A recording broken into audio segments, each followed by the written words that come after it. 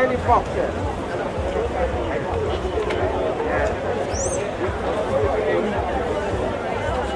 Huh? Any rights to say that?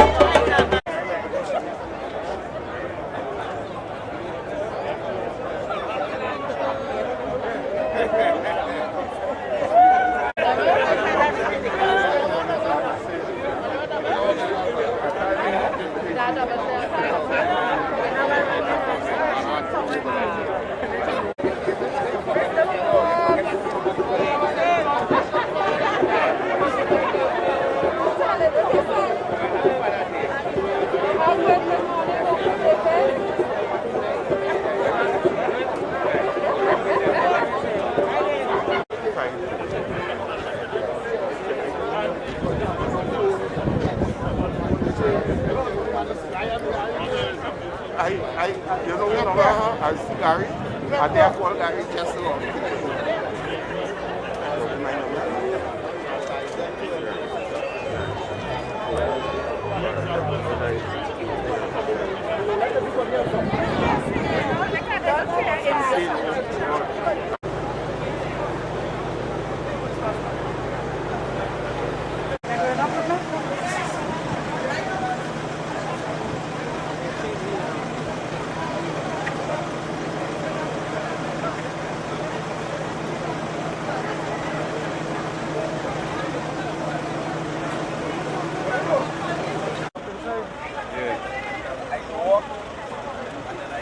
them coming on.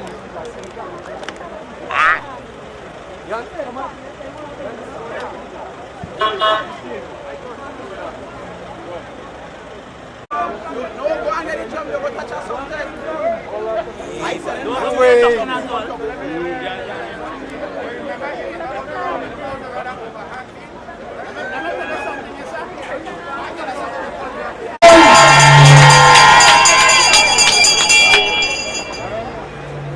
I want to start today's activity in a short while. I want to call comrades to come down. Calling all the leaders, all the union leaders. We want to start. We want to start.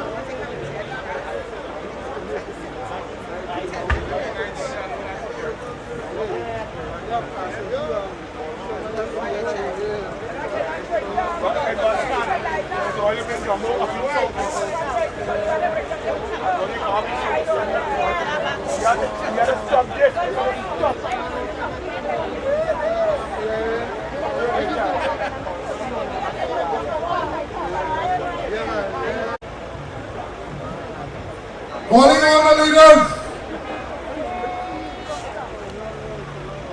come to the back of the truck. And let me invite comrades to come down. We are getting ready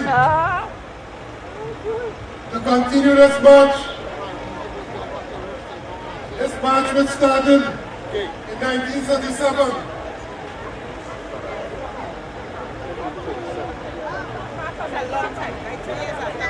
It's been 2 years since we have been on this spot of ground.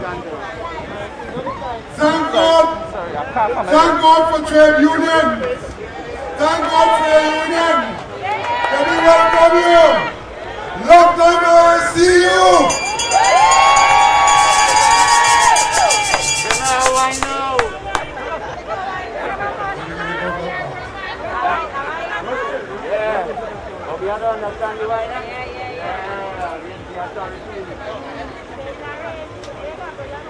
Calling the servants from Amalgamated Workers Union, come to the truck, the first truck.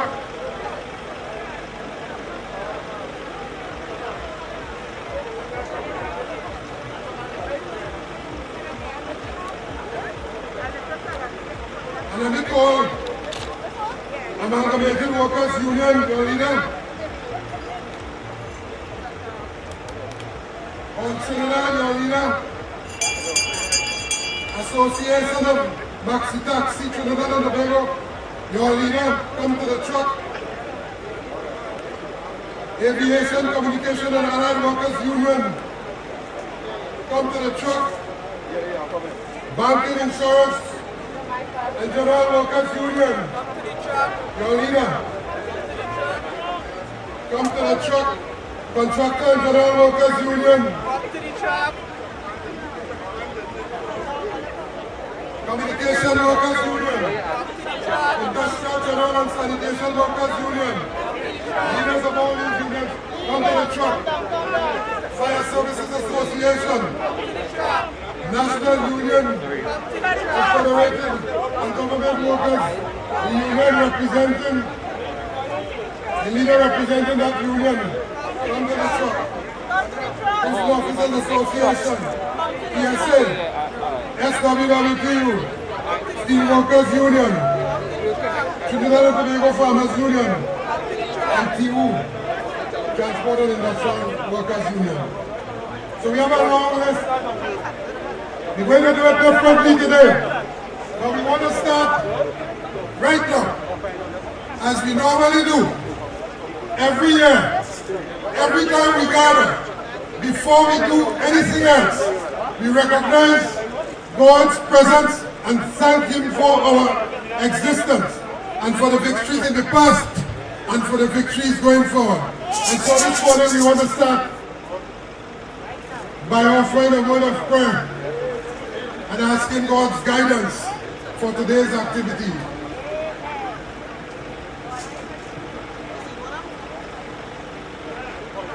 So we will have a Christian Muslim prayer and a Hindu prayer. May I invite Sister Joanne Phillip to lead us off to the Christian prayer.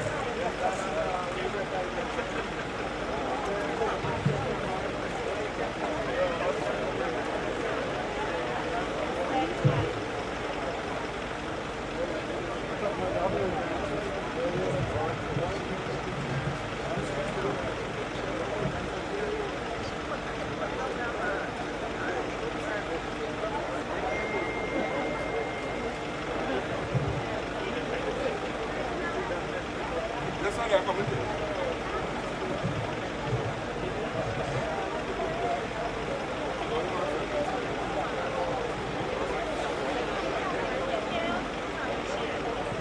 Pleasant good morning, comrades.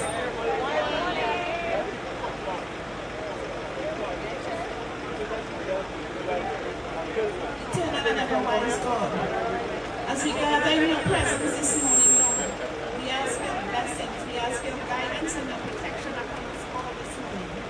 Father, look down at our leaders this morning, dear God. Give them the right words to say.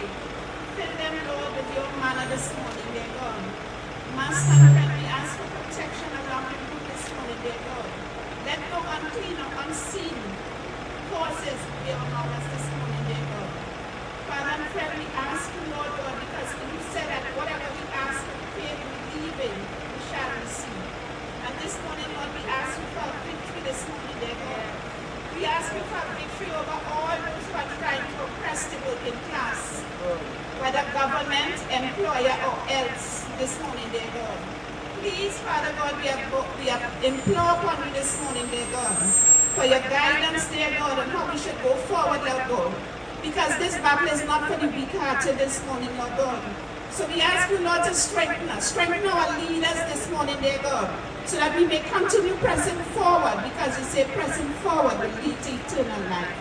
And this master and friend, we ask in no other name, but in Jesus' almighty name, amen.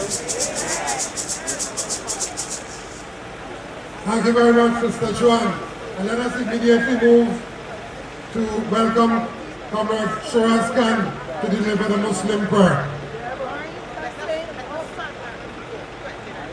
أعوذ بالله من الشيطان الرجيم بسم الله الرحمن الرحيم. I begin in the name of Allah, the most beneficent and most merciful. I seek refuge with Allah from Satan, the accused. Ya Allah, as we raise our hands before you and our hearts and our minds towards you, Ya Allah, we beg of you first of all to forgive us. Forgive us for the wrong things and the sins we have committed. Ya Allah, we beg of you to give us the strength, the wisdom and the knowledge and understanding to go forward. Oh Allah, our people here are crying out to you, Ya Allah. Ya Allah, our people are crying out for your mercy, your help and your forgiveness. We are being treated as the rogues of this world, Ya Allah. Ya Allah, we beg of you for your help to bring victory to those of us who are suffering, those who are sick, and those who have made all of this possible today. Ya Allah, may you continue to give them the knowledge and understanding to make it even better for us. We beg of you to give us the blessing of today, the good weather. Oh Allah, make us strong enough and save us from any calamity or difficulty that is before us. Ya Allah, we beg of you to unite our hearts as we go forward in this battle. This battle is survival. Oh Allah, the battle for our children, our grandchildren, and each and every one of our family, Ya Allah. Ya Allah, we beg of you to continue to shower your blessings and your blessing on all of us. Strengthen all the leaders, Ya Allah, and give some special blessings to our comrade leader and to Rosie. Each and every one of us, Ya Allah. Ya Allah, protect our children from the violence and the difficulties that is facing them right now, Ya Allah. Ya Allah, and all those brothers and sisters who have gone to the great beyond, especially those 4 divers who have died, Ya Allah. Ya Allah, we beg of you for justice and mercy for them, Ya Allah. Ya Allah, we beg of you for your help and your guidance and your protection. Ya Allah, we thank you, Ya Allah. Allahu Akbar, Allahu Akbar. La ilaha illallah, Muhammadur Rasulullah sallallahu alayhi wa sallam. Thank you very much, my brothers and sisters. Thank you very much, Comrade Shiraz Khan. And now, let us invite Comrade Anil Bhagauti to the microphone to do a Hindu prayer.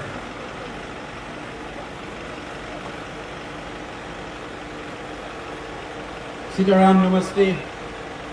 Comrades all, let us pray. As we ask Bhagwan to continue to be with us, as he was with those in the past, and guide them to where we are today.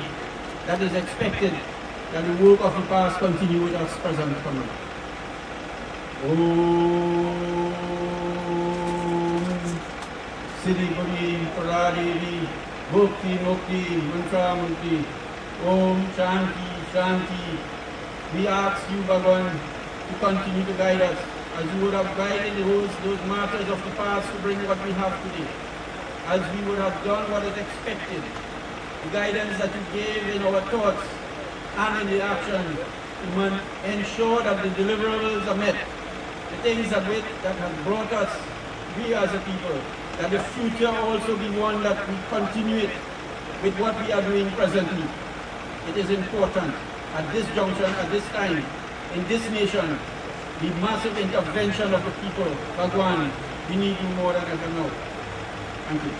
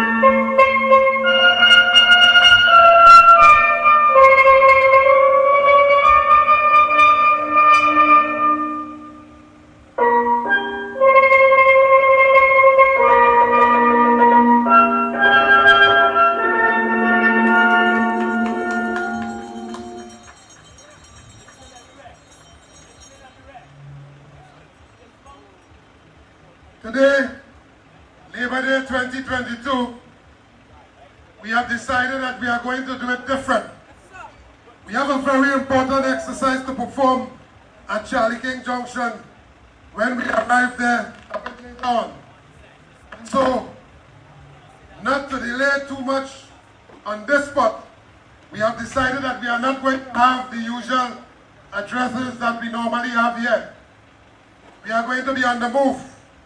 And since we are going to be on the move, we have already had pre-recorded messages from all of the various union leaders that we would listen to while we are walking. And so that will prevent us from having to stay here for another hour and change to listen to those messages. But we will have one address here and one more address at Charlie King Junction before we go into the feature address and the main event. You have that they disrespected you. The police is requesting that the crowd just shift aside to allow for the police bus to pass through. Allow them to pass.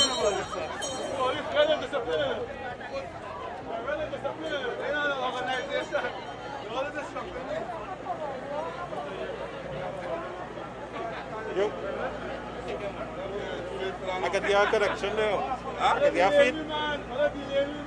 No.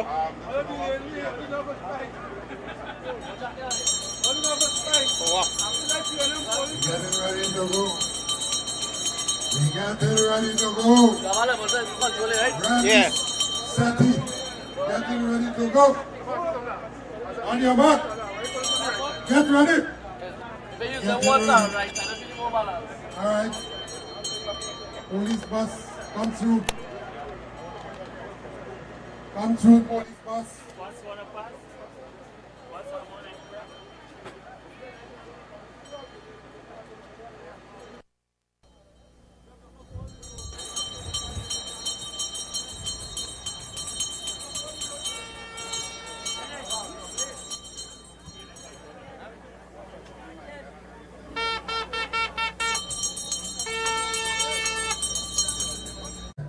this morning. And that address is going to come from the Trinidad and Tobago National Nurses Association.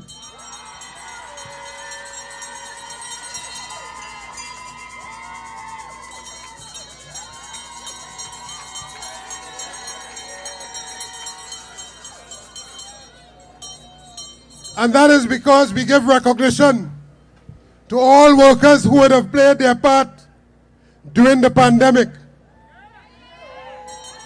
But more importantly, because apart from all of the other frontline workers, the nurses who were at the front, the nurses who were at the very front, risking their lives as they sought to protect our lives. Unlike the disrespectful Minister of Health, all of us here this morning joined together to pay recognition to the contribution and to the great risk that they would have taken to protect all of Trinidad and Tobago. And so that is why we will have an address from the President of the Trinidad and Tobago National Nurses Association. But before we do that, which is the final activity here, I want to present all of the leaders, ask them to come up one by one and very quickly present themselves here, starting with the Trinidad and Tobago Postal Workers Union, David Forbes, Secretary General.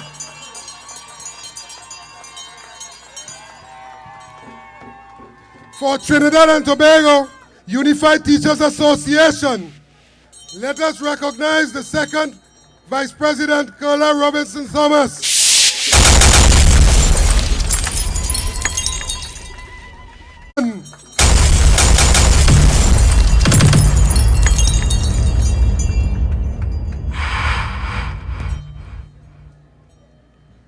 Representing JTM Women, let us recognize here this morning Sister Sati Gajida Innes, Interim President.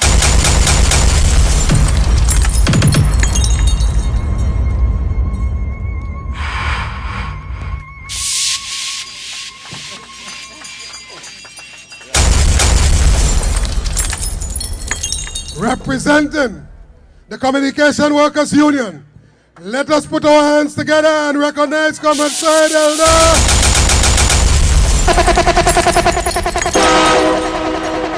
Recognizing the Fire Services Association, let us put our hands together and recognize Comrade Leo Ramkisoon, the President.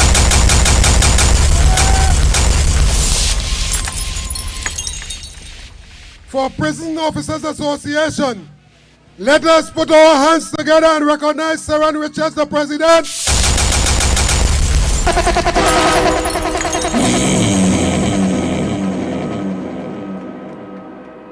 And for the PSA Public Services Association, put your hands together and let us recognize Leroy Batiste, the President.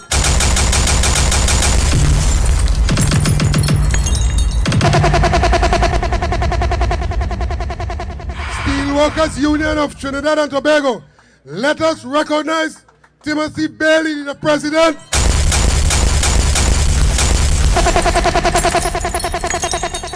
For Trinidad and Tobago Farmers Union, let us recognize Shoraz Khan.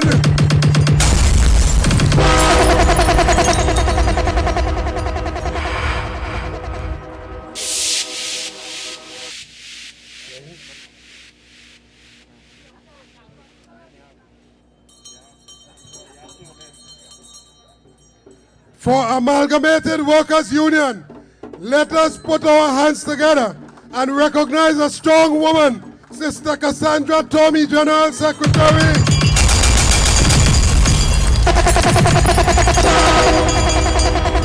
Oh Lord!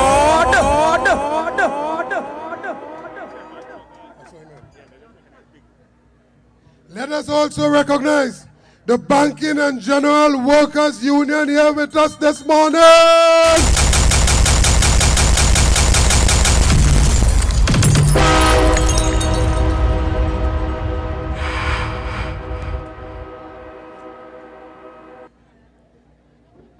And for the Contractor and General Workers Union, let us recognize a strong woman, the first female president of the Contractors and General Workers Union.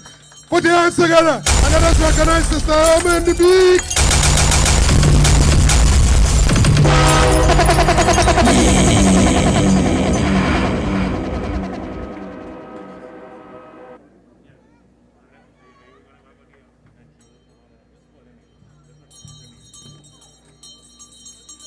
And at this point, I want you to join me, join the trade union movement, join all of us in welcoming a young lady who now is the president of the Aviation, Communication, and Allied Workers Union. That union representing the Caribbean Airline workers, Caribbean Airline Limited workers, representing ACAU, the Aviation, Communication, and Allied Workers Union, to join the Joint Trade Union movement. Niwana Sozano, the president.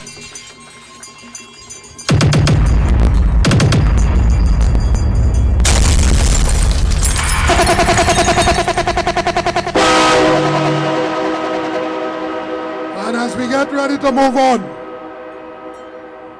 I want us to put our hands together and recognize the leader, the political leader of the movement for social justice standing for workers, Comrade David Abdullah.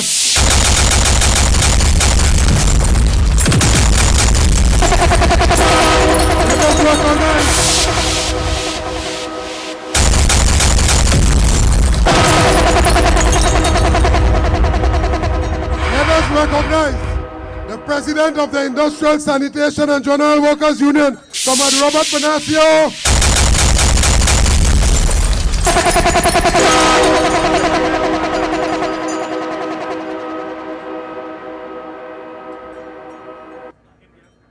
Let us also recognize Comrade India's Khan representing the fishermen here this morning.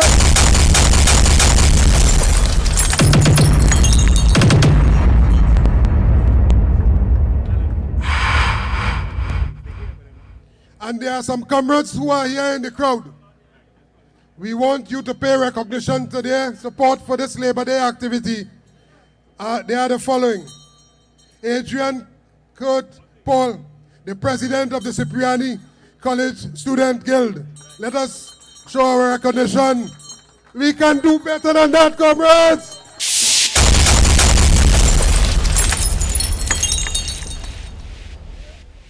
Representing the Faizabad Chamber of Commerce. Chamber of Commerce for the first time marching with the labor movement here this morning in Faizabad. Let us recognize the president, Sister Angie Jairam.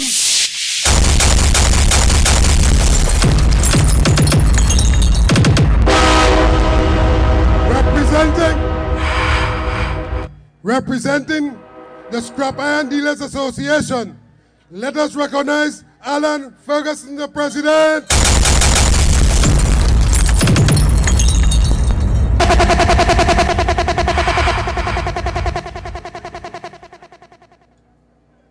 Representing the group by the name of Community Reform Network, let us all recognize Roll Henry, the president.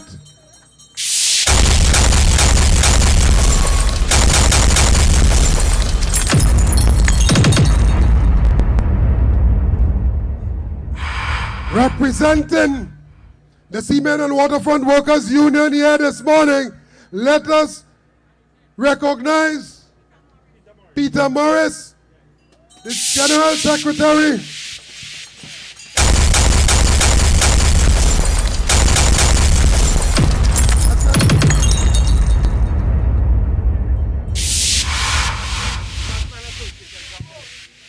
And comrades,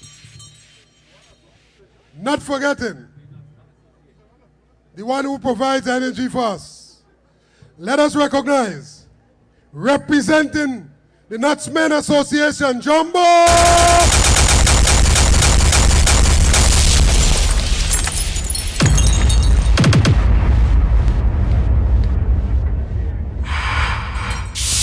Representing Reunited Farmers, let us recognize Sister Devika!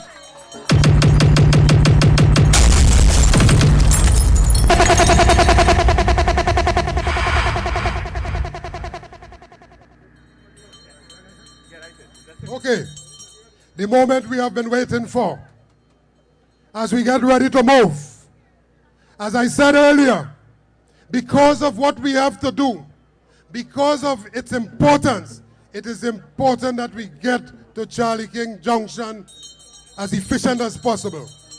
But before we do that, the only address we are going to have here this morning, the singular address, because of its importance and because of the role that that union and its members would have played to save the lives of us in Trinidad and Tobago, I want to know, call to the microphone, the president of the Trinidad and Tobago Registered National Nurses Association. Tell them party rum and ice, ice. The place alone one and right. Watch how the party turn up tonight. Because we out and bad and the people better we causing trouble.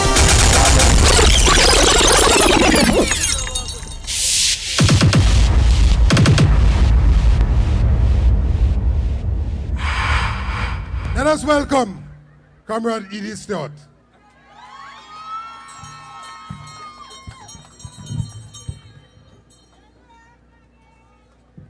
Welcome, welcome, welcome. Blue Army in song. Give me room to move.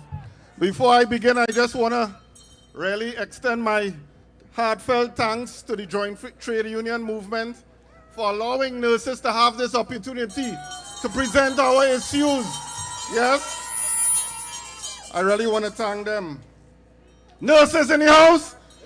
ENAs in the house?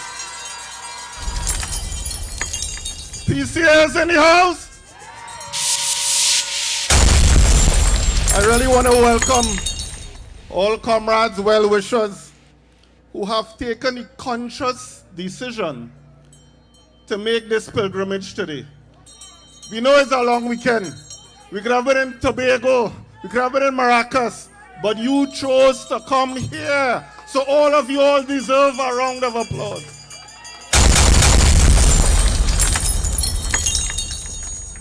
However, this pilgrimage we are about to make is not to be confused with any other Labor Day celebrations that have gone before. Not to be confused. So when you start this march and you start to head towards Charlie King Junction, I just want you to remember a few things while you make this journey, yeah? Firstly, today is 85 years since the Butler oil field riots. 85 years. Riots that was supposed to treat with unimaginable levels of worker exploitation, unemployment, underemployment, underpayment of labor, economic depression, fall in labor living standards. Does that sound familiar, folks? Does that 85 years ago, leaders like Charlie King, leaders like, apologies, not Charlie King, leaders like Butler, leaders like Elmer Francois, Cipriani, all of these labor leaders fought for us. 85 years later, we're in the same position. Secondly, today marks the first Labor Day celebration after 2 years of a pandemic. All are glad to be back. All are glad to be back. Where we can gather in our thousands. However, 2 years later, there's now widespread acknowledgement that the government current policy is drenched in 80s Margaret Thatcher philosophy. And my colleague from PSA would have reminded me that, comrade, these Thatcherism policies of privatization of key national industries, maintaining a flexible labor market, these are all Thatcher policies, keeping persons on temporary employment for continuous periods, 10, 20 years, temporary employment. Marginalizing trade unions. You see the same, we must understand some of our history so we can understand what is happening currently. And what is happening is a deliberate attempt to destroy the trade union movement. So that is the reason why they call everybody at the same time to the table and offer them the exact same thing, trying to impress on you that the collective will is not important. We're going to offer everybody the same thing regardless. Yeah? So no matter what argument you bring to the table, everybody going to get the same thing. So we must understand. Thirdly, and most importantly, June 1922 marks, and you all could tell me if you all agree with me, marks the acceptance, marks the end of all the acceptance of politicians' hollow promises, flawed policies, and a total disregard of the working class. So we're not going to be accepting any more flawed policies going forward.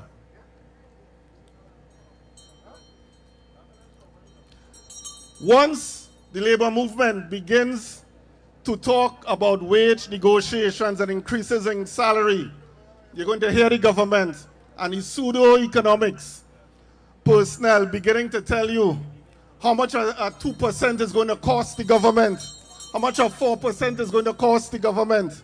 And they want to brainwash you and tell you the country has no money. No money. Yeah? But does the country has no money, folks? Does the country has no money? How much we have paid over the years for these hospitals that we don't need? WHO has actually told us, focus on keeping the population healthy. We said, no, we don't want to focus on primary health care. We'll wait until you get sick and then build more and more hospitals. $5.3 billion have been paid. No. Have been borrowed to build those hospitals that you are seeing. 1.6 for Arima, 1.6 for Point Fortin, 1.2 for Sandy Grande, 850 million, and the list goes on. Our children and our children have to pay back these lofty bills. But they found the money because contractors get the money. What about commissioners of inquiry? What about commissions of inquiry? How much the CLICO commission of inquiry was spent? 500 million off commission. All tourists, they could find the money, so there's no justification. They could always find the money for what they want to find the money for. Well, we as nursing personnel, we are not going to give up 1 inch, not one step back. We're going to keep pressing. Somebody called for the labor movement to compromise. Are you willing to compromise? Are you willing to compromise? Somebody made that call. But I know for nursing personnel, for all midwifery personnel, all the enrolled nursing assistants, all PC, not going to be compromising. We're going to go forward. Let me please entertain me in one snapshot of our Honorable Finance Minister's statement back in 2003, when he was Minister of Health. Who is the current Finance Minister? Mr. Imbert, Honorable Imbert. He was the Health Minister back in 2003. And when doctors was fighting for their increase, this is what Imbut had stated. What I found, this is called Imbut statements. What I found intriguing about the whole scenario, you was talking about the demonstration of the doctors, that you had thousands of nurses on strike protesting for better wages. And it is this PNM administration, this is calling Imbut words, that gave them the better wages. Colin Butt is saying it's the PNM administration that gave you all the better wages. 2003.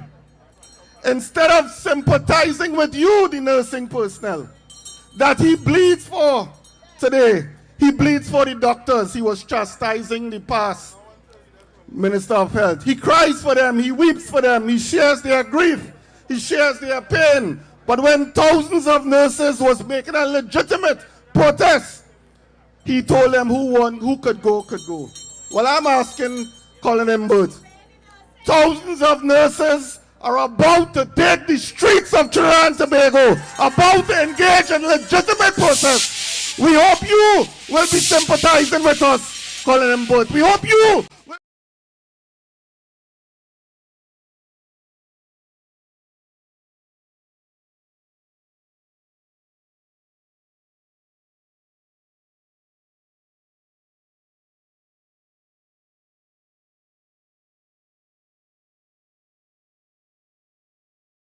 Fight for their rights. Welcome the Charlie King's Junction. Welcome the Blue Shirt Army. Welcome the comrades. Welcome the leadership of the JTAM. Welcome the trade union movement. We will live forever. We will not forget. We will not forget. We will not forgive. No, we will forget. Okay, thank you. So, Labor Day 2022, 85 years of struggle here at Charlie King's Junction. As I said before, we remember our martyrs. We remember the struggle. We remember the women and the role they played in this glorious struggle for labor. Victimization, oppression, poor wages, poor working condition, and we march to remember that past. We march to protect all our gains. As we remember 1937, 85 years of struggle, 85 glorious years of struggle. They will not take from us what we fought for.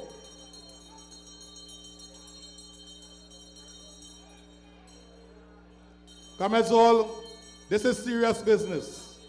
As we gather here today, in a very solemn moment, remember those who lost their lives right here at Charlie King Junction, when an overzealous police corporal by the name of Charlie King attempted to crush the People's Revolution.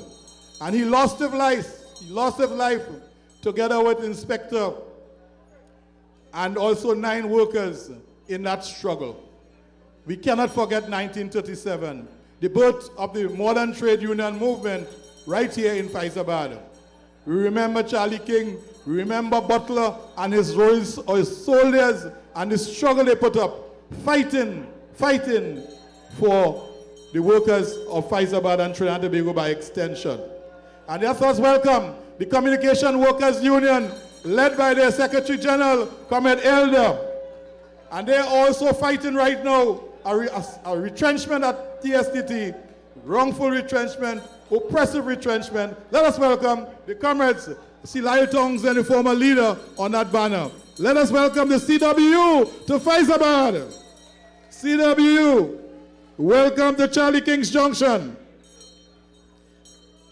And we also have the postal workers coming up in the red here.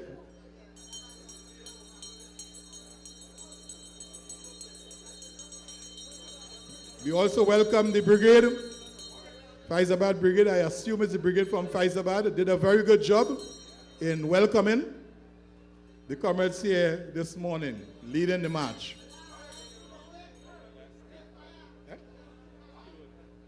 Yes, we have Steelworkers Union also. the Steelworkers Union.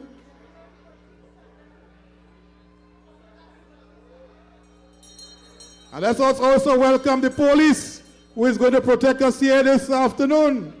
Police dressed in their beautiful colors. New clothing for the police.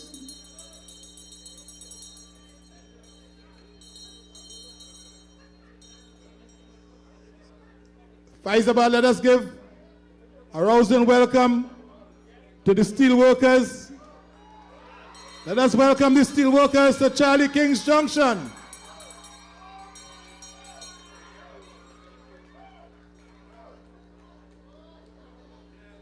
The hardest union in Trinidad and Tobago, the Steelworkers Union. No, we have, yes? And they're saying what these two have in common. Former Attorney General Alwari and the now nefarious Attorney General. A man who has many questions to answer. Many questions to answer in Miami, many questions to answer here in Trinidad.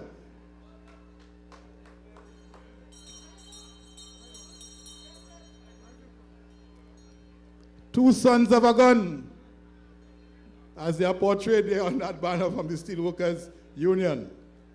Welcome, Steelworkers, to Faizabad, Charlie King's Junction. Welcome.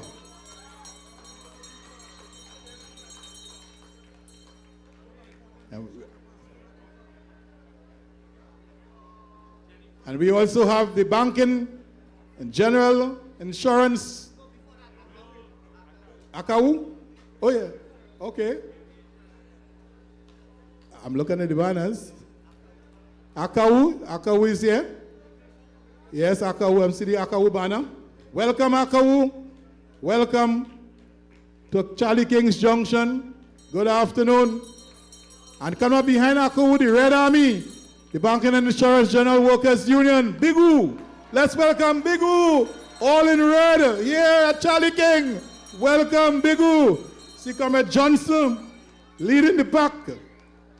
Welcome, Comrade, welcome.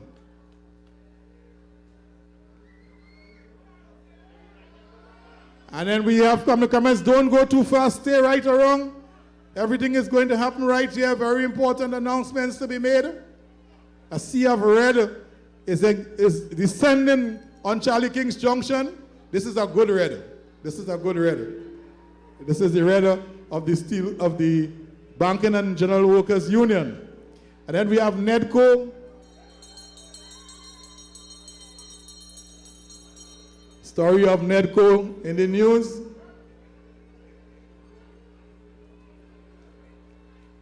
So as I was saying, comrades, today is a very important day as we remember that struggle 85 years ago right here at Charlie King's Junction when that overzealous police corporal left Port of Spain and decided to crush the workers' movement. And he didn't reach far. Right here, the workers, led by the women of the movement, they run him down and they throw pitch oil on him and they light him afire. And that was the history and the end of Charlie King. And also the inspector, Inspector Bradburn, lost his life right here in the junction. 9 workers lost their lives also, right here in the junction. And that started the revolution of the people. That started the struggle in 1987. And today we are celebrating, we are commemorating 85 years of struggle, 85 years of hard struggle to save the gains that these comrades fought for and won in 1937. They worked for 66 hours a week, 12 hours a day, Monday to Friday, and 6 hours on Saturday. And today we have a 40-hour work week. That was a struggle by these cutters.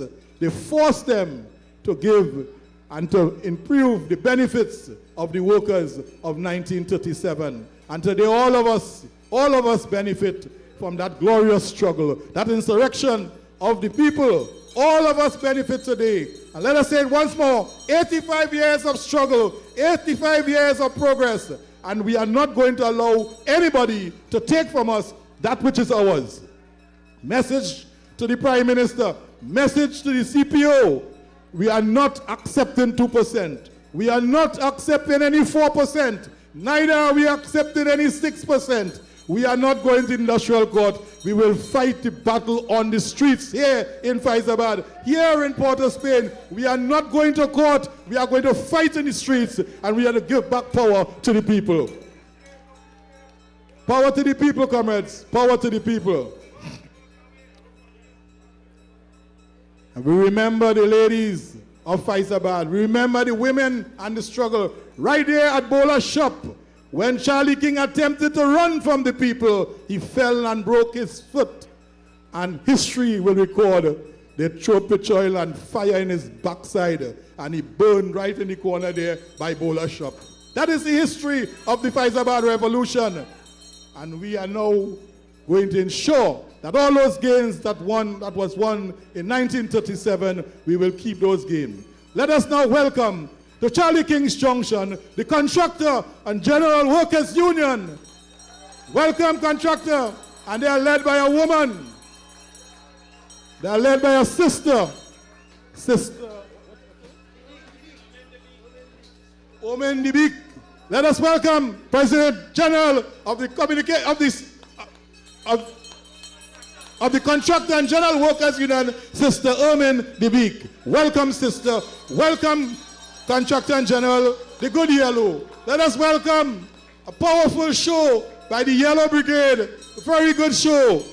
And that is a Good Yellow in Faizabad here on this revolutionary day.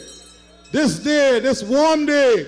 And God graced us with no rain today. Give us good weather. Contractor and General Workers Union, welcome to Charlie King's Junction. Let us hear it for Contractor and General. Let's hear it. And we ask Contractor and General not to go too far. Not to go too far. Stay around here. Make sure you stay around the stage. Very important decisions to be made, and you must be part of the decision. Very important, Contractor and General Workers Union.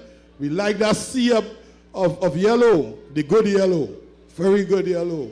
This morning here at Faizabad, Charlie King's Junction. Beautiful yellow as the comrades walk through Charlie King, remembering 1937, remembering the struggle of the workers, and we also remember the women and the role they played. Power to the women of Faizabad. Power to the Contractor and General Workers Union. Welcome.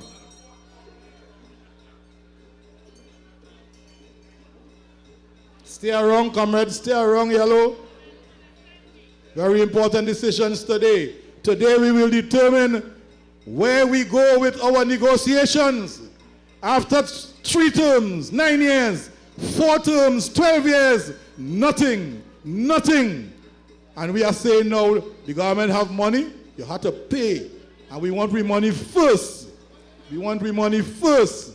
We don't want no 6%. We don't want no 20%. We don't want no 24%. We don't want no 30%. We want money now. And we are going to struggle and fight for it. We are going to put aside all our differences, all the yellow and all the red and all the blue and all the white, and we are going to struggle together because we deserve to get an increase for the last 9 and 12 years. Everything going up. 3 times they raised gas prices. Food price going up. Everything going up, and our pay staying down. That must not happen. We must put ourselves on the street once again, like the martyrs of 1937. And we must make sure we put our hands and our feet together and we bring home victory. Victory to the working class. Enough is enough.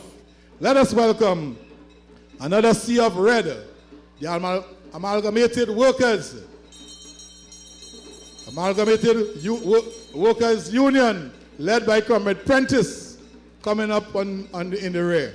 Let us welcome the Faizabad, Charlie King's Junction, A well loud of applause for the comrades of Amalgamated Workers Union. Welcome, comrades. Welcome to Faizabad. Led by the General Secretary, Cassandra Tommy, another woman leading the church. Welcome, sister. Welcome. General Secretary. The women are in the front, man. The police are welcoming and also protecting the comrades of the Amalgamated Workers. Police in their beautiful color. New color for the police here. And we now welcome the industrial, general, and sanitation workers. Welcome, sanitation workers. Welcome. The Industrial, General, and Sanitation Workers Union, led by Comrade Bernasio. Comrade Bernasio, leader of that union, and they are just shifting to my right here. And the comrades of the Yellow Brigade, stay close by, stay close by. Don't drift too far. So today, comrades,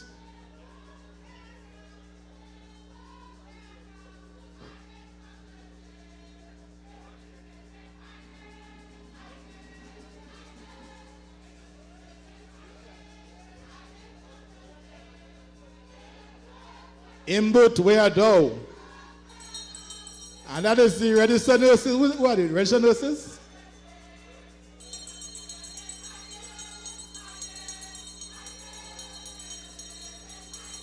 The registered nurses? Yes. President Edie Stott, led by the President Edie Stott, the registered nurses of Trinidad and Tobago, welcome to Charlie King's Junction, and led by the President, Brother Edie Stott. Imbut in the building hiding. He can't hide for long. He had to pay, put the money on the table. And these nurses, they work hard during the pandemic. Pandemic is still going on. They put their lives at risk. And they work many, many hours. Double shift, 12 hours. And today they are only offering 4%. What an embarrassment and insult. We are not taking 4%. Not taking 4%. We want free money right now. Postal Union, let us welcome the Postal Union to Faizabad 2022. Postal Union, welcome, welcome to Charlie King's Junction. They want their money now. The Postal Union said they wanted 30% now.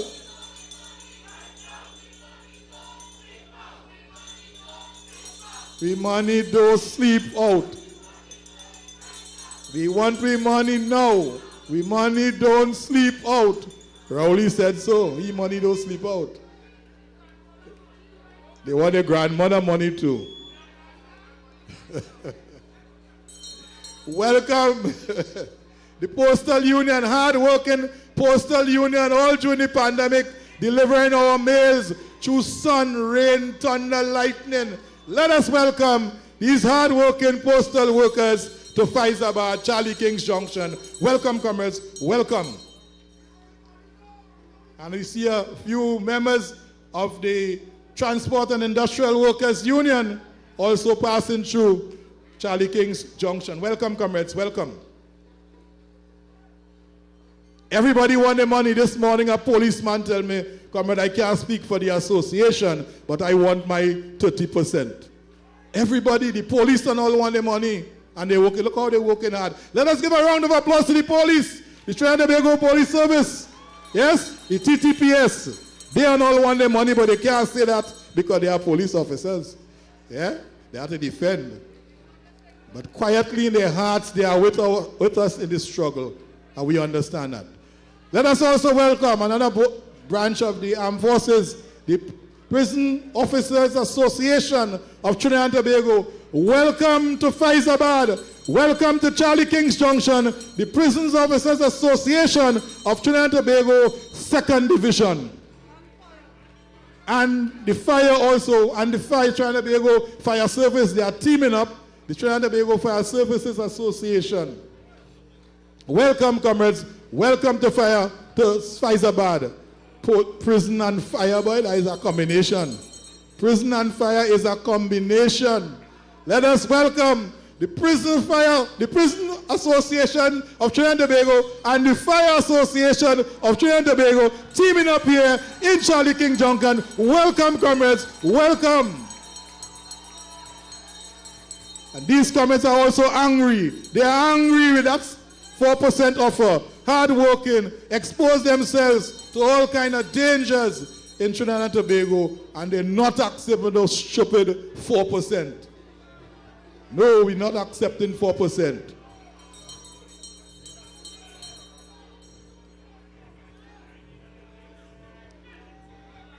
And we are seeing the fire services banner in the background.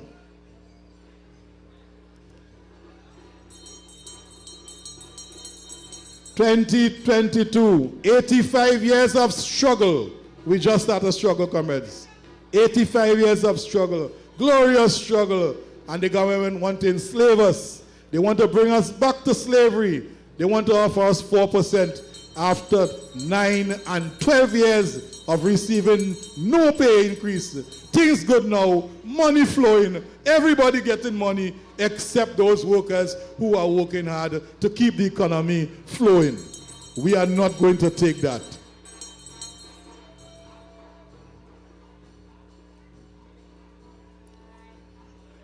And we hear the TASA coming up.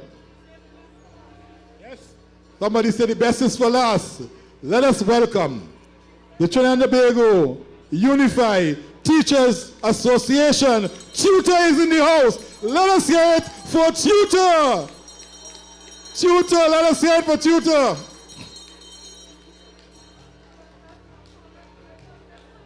Antonio De Freitas leading the charge. President Antonio De Freitas right here leading the charge in Tutor.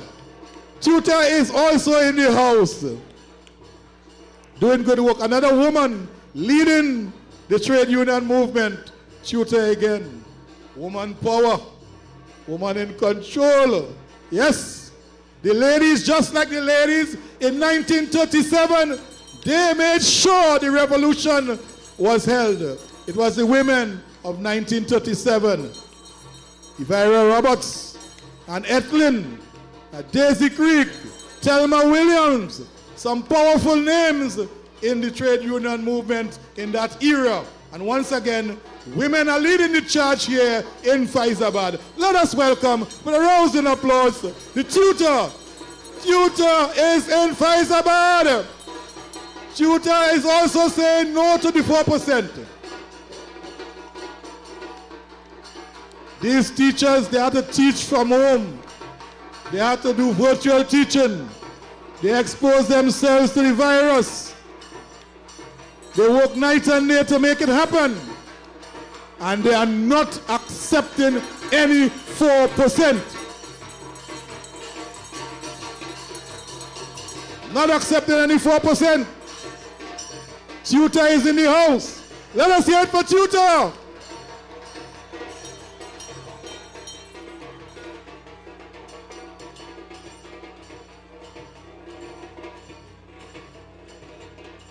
And like 1937 revolution, when the workers decided enough was enough, we have to change the colonials. Let us welcome the next party that is going to form the government of Trinidad and Tobago.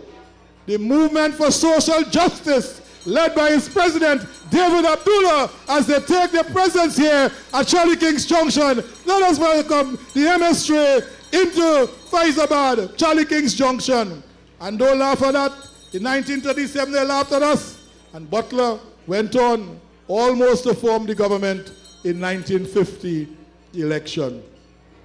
So let's welcome the political party, the Movement for Social Justice, led by Comrade David Abdullah, to Faizabad. And we're going to make a difference. We're fed up with the red, and we're fed up with the yellow. We're fed up with them. We're going to make a change. It's time that the workers intervene. Put a workers' party to see what workers' interests in Faizabad. We are signaling to them that we are fed up with them and we need change. We have our next group of, not getting the banner, there's no banner. LP comments. Cipriani College of Gill. Cipriani Gill, College of Labor. Comment. Comrade Adrian is the president. That's the Gill, Cipriani Gill. These are the ones who look after the interests of the students. And they defend the students against the administration at Cipriani. Very progressive comrades there at Cipriani Labor College, bringing up the rear there. And we are seeing that green, that worker in the center, working hard. The workers who night and day, rain, sun and rain, transporting people all over Trinidad and Tobago. When everybody else raising their prices, these workers are working hard. And they are also saying that they are not accepting any 4%. They're not accepting any 4%. And we see TU. Let us welcome the Transport and Industrial Workers Trade Union. TU is in the house. Welcome to Charlie King's Junction. Welcome. Green Revolution. Yes, a Green Revolution. TU is in the house. And you see a banner. We cannot forget those comrades who lost their lives in that pipeline in Pointe-à-Pierre. We cannot, they were saying they can't breathe. They can't breathe. Raise the banner, comrades. And that is the wife of one of the survivors leading the charge, reminding us of the struggle of those workers as they struggle for their lives down there in that pipeline, and the wicked company would not pay and treat these workers and their families with any kind of respect. And justice is going to be harder. They didn't do everything, and they should have done more to save those workers, but they let them down. But we are not going to forget. We are not going to forget those workers who lost their lives, 4 of them in that pipeline. Never forget. We will never surrender. We'll never surrender. And we see the wife of one of the comrades there leading the charge, reminding us of the struggle of those workers as they struggle for their last breath below the water, the depth, trying to fix a pipeline to bring oil and gas to Trinidad and Tobago, and they treat them worse than dogs in that water, and resulting in the loss of lives of these workers. But we will have justice, sister. We will have justice, and we will stand by you. And all of those workers and their families, we will never forget that struggle in Pointe-à-Pierre when those workers lost their lives because the management did not have a proper health and safety policy, a policy to ensure that those workers were protected while they were underwater. And then we see a very important group, the Caroni employees. Fishermen Lives Matters first, yeah? Fishermen Lives Matters group. Fishermen Life. And fishermen are very important. They are carrying out a struggle where many of them are facing the guns of terrorists taking their nets and their boats' engines, killing them and throwing them overboard. And they have been calling out for help from the Minister of National Security to no avail. Those workers in Central, in Cedros, in Moruga, all of them are exposed to the elements, bandits out there in the sea, robbing them of their engines and their nets and their boats, and robbing them of their livelihood and taking their lives sometimes. Let us welcome to Faizabad, to Charlie King's Junction, the fishermen. Welcome, comrades. We need the fish. We need the food. We need food security. That is what we need now. And behind the fishermen, we have the Caroni employees reunited. And those are the farmers, farming, producing food for the nation. And they too are treated very shabbily by this administration. Caroni workers for years crying out for their land. Land was given to them for farming and also for housing. And many of them have passed on and they have not received their lands. Their families, beneficiary, have not received those lands that were given to them after they were retrenched many years ago, Caroni Limited. And they are calling out for their lands. They are calling for projects to ensure that the food security of Trinidad and Tobago is protected in these days when we cannot guarantee that the boats are going to come, the containers are going to come. We need to support our farmers. We need to get fresh vegetables so that we can live. And all the government needs to do is to pump more money in agriculture, make sure the farmers have their seedlings and their fertilizers, and ensure that they have guaranteed markets so they can produce for the nation. We need our farmers. Let us give a round of welcome to the Farmers Reunited, Caroni Employees Reunited. Yes. Okay, good. Right. Welcome, comrades. Welcome to Charlie King's Junction. And we hear them. We can't miss them.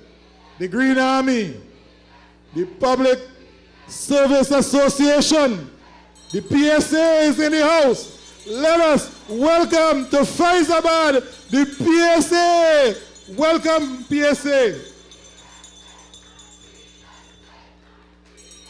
And the PSA say no to 4%. And they are led by their president, Comrade Batiste. The good Batiste. Yes? President Batiste is leading the charge. Let us welcome the PSA to Faizabad. Welcome. Welcome. The Green Army is in Faizabad. The PSA is here. You know they are here. And they're not accepting any 4%. No to the 4%. And those are the public servants. During the pandemic, they were working hard, making sure the wheel turned. And all of us, all that the public servants did, they ensured that the country kept running smoothly. And therefore, they're now calling for their pay, a pay increase. And 4% wouldn't cut it. No to the 4%. No to the 4%. No to the 4%. No to the 4%. That is the PSA. That is the PSA. Powerful, hardworking. And we need the money, and we need the money now. And we're not going to no industrial court. We are going to the people's court. We are going to go to the streets. We are going to demonstrate. We are going to agitate. We're going to mobilize. We're going to organize. And we will teach the government a lesson. Yes, the PSA, they understand it.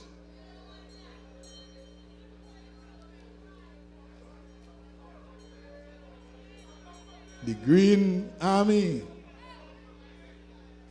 led by President Batiste. PSA in the house. PSA in the house. PSA in the house. And PSA, don't go too far, stay around, don't go too far. We have some important decisions here to make this afternoon. And those decisions will determine whether you get 4% or whether you get 30%. Or more. Or more. Or more.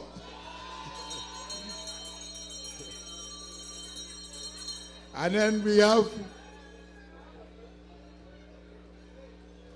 I'm looking for the Nuts Association. Jumbo. We have the Jumbo man, the Nuts man in the house. Jumbo. The Nuts man, Jumbo is in the house, representing the Nutsmen Association. Let us welcome Jumbo in the house. Here at Faizabad, here at Charlie King's Junction, Jumbo is in the house.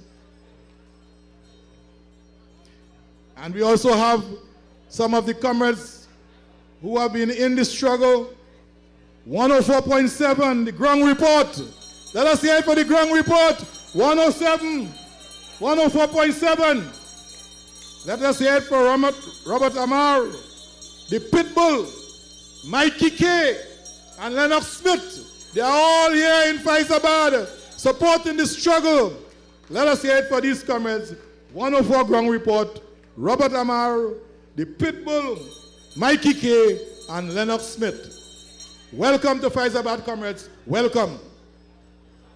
Comrades, today is a very important day in the struggle of labor in Trinidad and Tobago and in the Caribbean. It was here on this solemn ground when the workers intervened after working for 12 hours a day and getting 25 cents and all kind of thing a day. Workers said they couldn't take that. They couldn't feed their families. Workers had to live in bark houses. They had terrible conditions. The South Africans were running the oil fields, kicking them, spitting on them, calling them all kind of names. And the workers decided enough was enough. They stood their ground. They came out in their numbers. They demanded better working condition.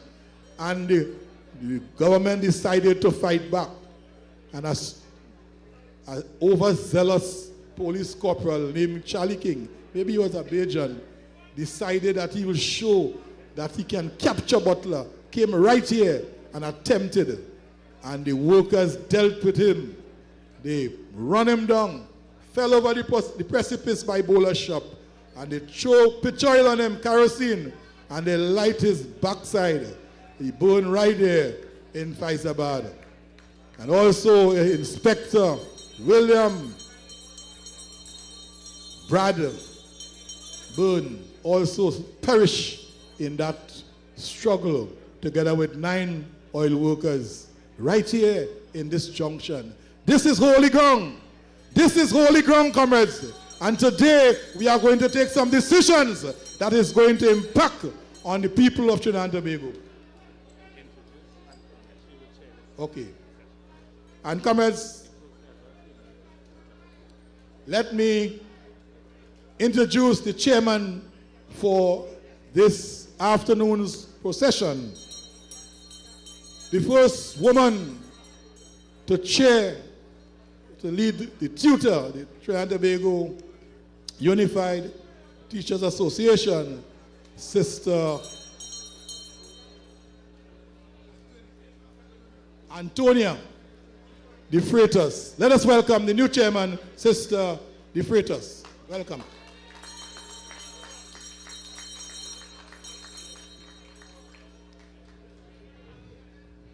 Faizabad, afternoon to you.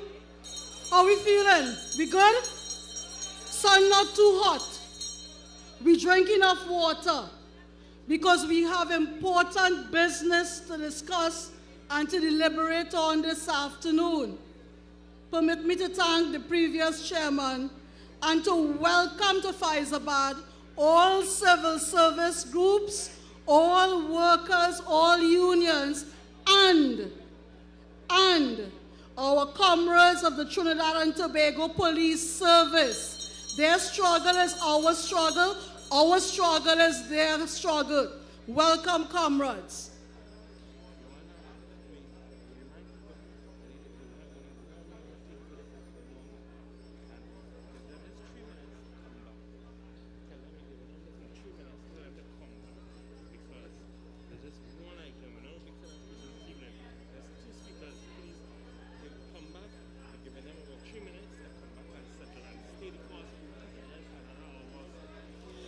So as we take the next 3 minutes for comrades to come back in front of the stage here, you've been refreshed and watered and everything, rested in legs. We invite all comrades to come center stage for the very important discussions we need to have this afternoon. So wherever you are, if you can find a seat in the bleachers, if not, join us in front here. Let's come back to this side. Tutor, contractors, PSA, TTRNA, we should all be in front here because we want to make sure everybody is here. we want to make sure all unions lend their voice this afternoon to what has to be decided upon. So we take in 1 more minute, back in front.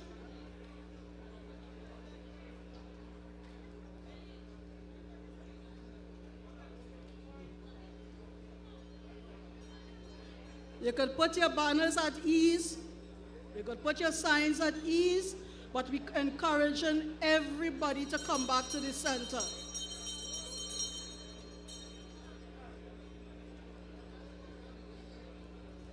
We don't want anybody going off and looking for lunch. We don't want anybody going off and looking for lunch just yet. Hold straight. And as we have returned center stage, I invite all of us to quiet ourselves and observe 1 moment of silence for fallen comrades who passed during the year from whatever union, whatever organization.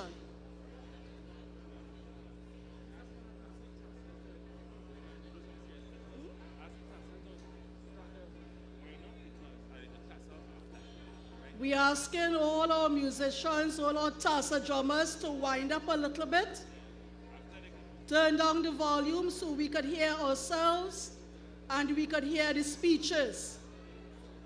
We want to observe 1 moment of silence at this point in time. So if we could hold off on the drumming and the music right now. Those of us who are seated, could we stand? And the tassa drummers going at a pace, boy.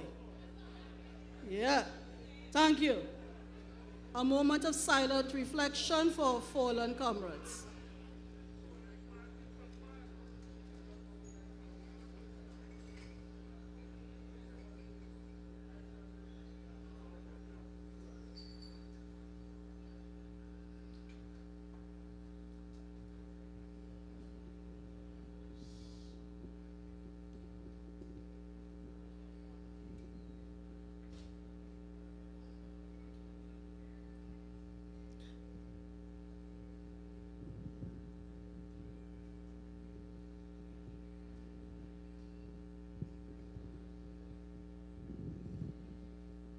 Thank you.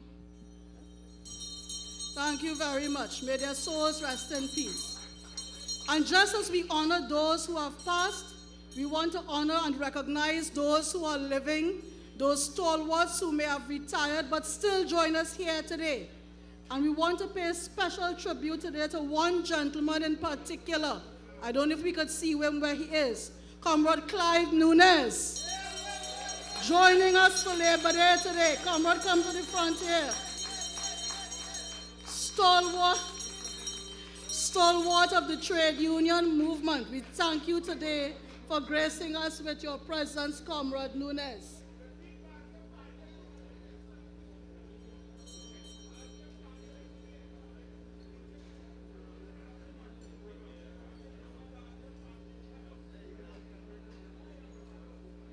Welcome, Comrade Nunes. My task this afternoon is very simple. To Comrade Nunes, come to the front so they can see you, Comrade. Come to the front here. Because some of us younglings don't know Comrade Nunes, one of the great unionists of the past. Thank you very much for being with us here today. He is 83 years young. And his daughter is also a proud member of Tutor as well. So we want to get our program started. We have 2 speakers this afternoon. First and foremost, let me introduce to give his 10 minutes, an appointed look to him, 10 minutes of delivery. Our comrade, the president of the Public Services Association. Wait, Naman. Comrade Leroy Batiste.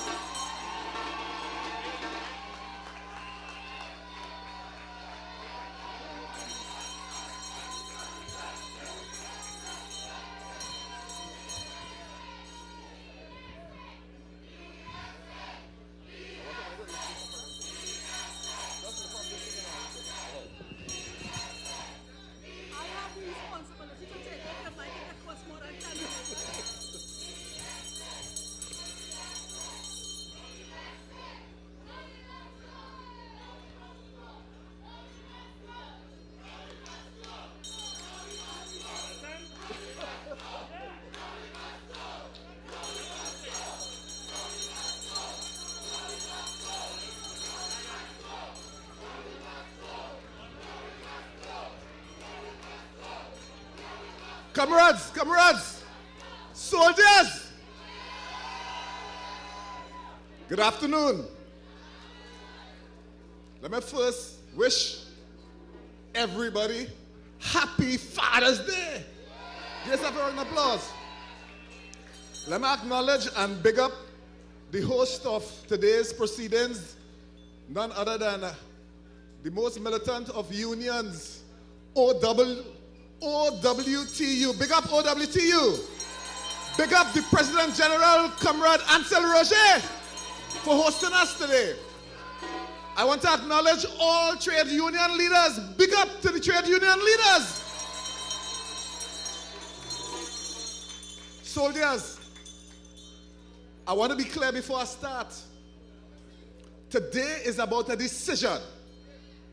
You are soldiers that have enlisted in this battle. I don't want to hear about you're hungry. I don't want to hear about you're thirsty. I don't want to hear you need water, you need bathroom breaks. You will exercise the discipline necessary to stay right here and make sure that you are here to take the decision that we have come here to take on behalf of the working class.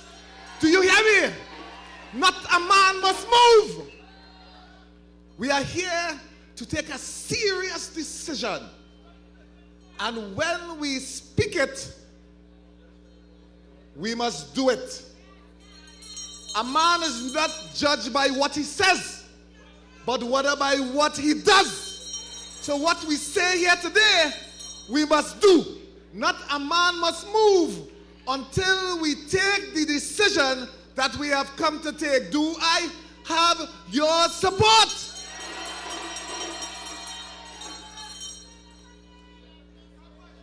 Comrades, I have to address you, and you know I'm on a timer, so I'm going to try to do it quickly. But just before you hear from me, I just want to hear from you. Should the trade union movement accept 4%? Should we accept it? Just to be clear, should we accept the 4%? Well, I heard from you. Comrade, let me address you quickly with a prepared script here. I hope to keep my time. My address to you speaks to what I think it takes to succeed in any struggle. We must have a vision of ourselves. Without a vision, a people perish. Without a vision, a people perish. What is our vision? Our vision is who we are intended to be. I want to propose a vision for the working class. We were intended to have good paying jobs. Do you agree? In fact, from the very beginning of time, we were intended to work and enjoy the proceeds of our labor. Genesis 2:15, quoting from the Bible, and the Lord God took man, Adam, and put him into the Garden of Eden to dress it, cultivate it, and to keep it. Comrade, when God made man, the first thing he gave him was work. God gave us work. Would we let Rowley take our work, people? We were intended to be able to put a roof over our family's head. Do you agree? We were intended to put food on the table for ourselves and our families. Do you agree? Genesis 2:16 says, and the Lord God commanded the man, saying, of every tree of the garden thou mayest freely eat. When we work, we have the right to enjoy the fruits of our labor. Do you agree? We were intended, comrades, to afford our children a good education as a foundation for them to have better lives than ours. Do you agree? We were intended to be able to take care of the health of our families and ourselves. Do you agree? We were intended, after all is said and done, to be able to leave an inheritance, not just for our children, but for our children's children. Do you agree? Today, this, our original intent for all mankind, is essentially realizable through having meaningful, good paying jobs. As workers, there is only one enabling factor to achieve our vision. That is, it all starts with a good paying, permanent job. So where are we? What is our state? Comrades, we are here in Faizabad today because sadly, we are nowhere close to achieving our vision. Our current state is as follows. Most of us are in low-paying jobs, living from paycheck to paycheck. Do you agree? Most of us are unable to put a roof over our family's head. Many of us are on an HDC waiting list in excess of 15 years, praying to be called simply because we cannot afford a home on the open market. A sense of hopelessness when it comes to home ownership. Do you agree? Most of us struggle to put food on the table, or we put food on the table at the expense of our health, or we get by making unhealthy but cheap food choices. Most of us are unable to provide for our children an enabling environment for conducive studies, as we are either living at our parents' home in our 30s and in our 40s, or we are often renting in substandard accommodation. And in addition, each year we struggle to purchase our children's school books. Do you agree?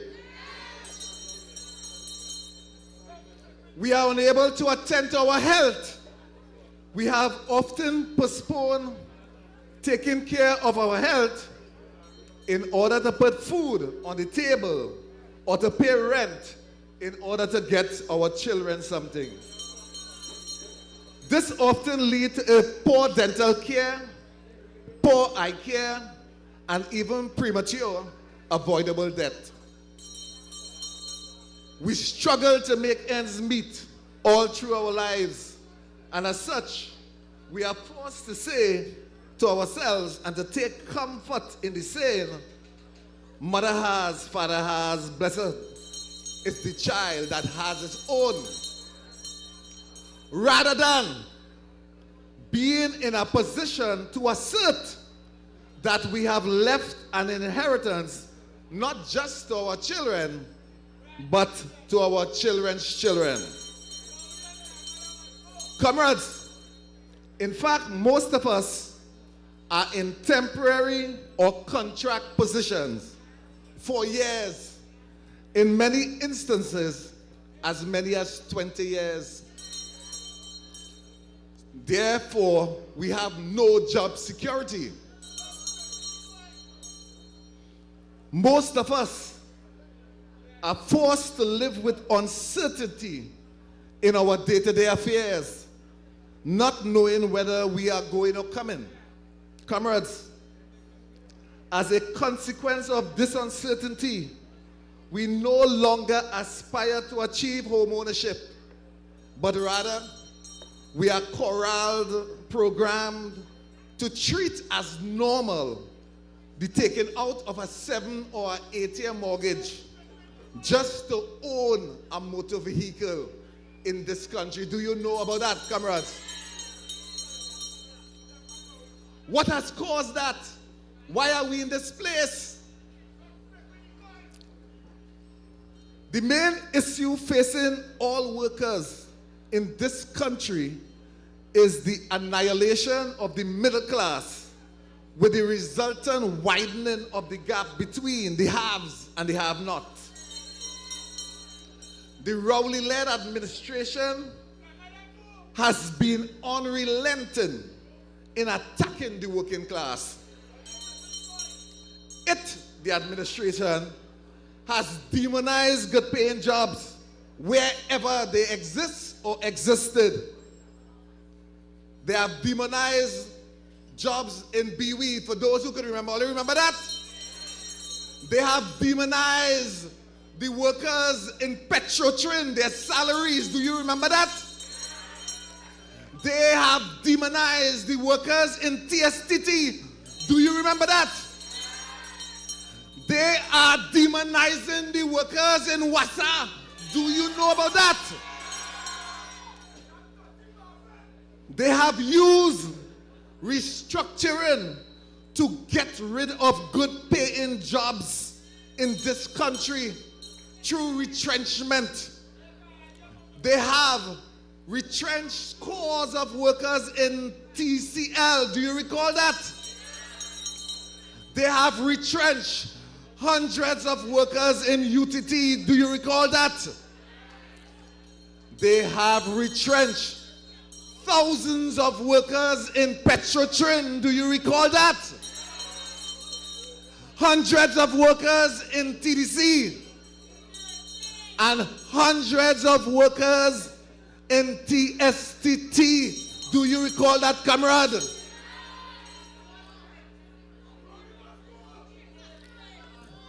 This Rowley administration has set its sights, and they're coming for BIR and custom workers. They want to retrench them. They're coming for WASA workers. They want to retrench them. They're coming for Port Authority workers. They want to retrench them. They're coming for TNTech workers, comrades. They want to retrench them.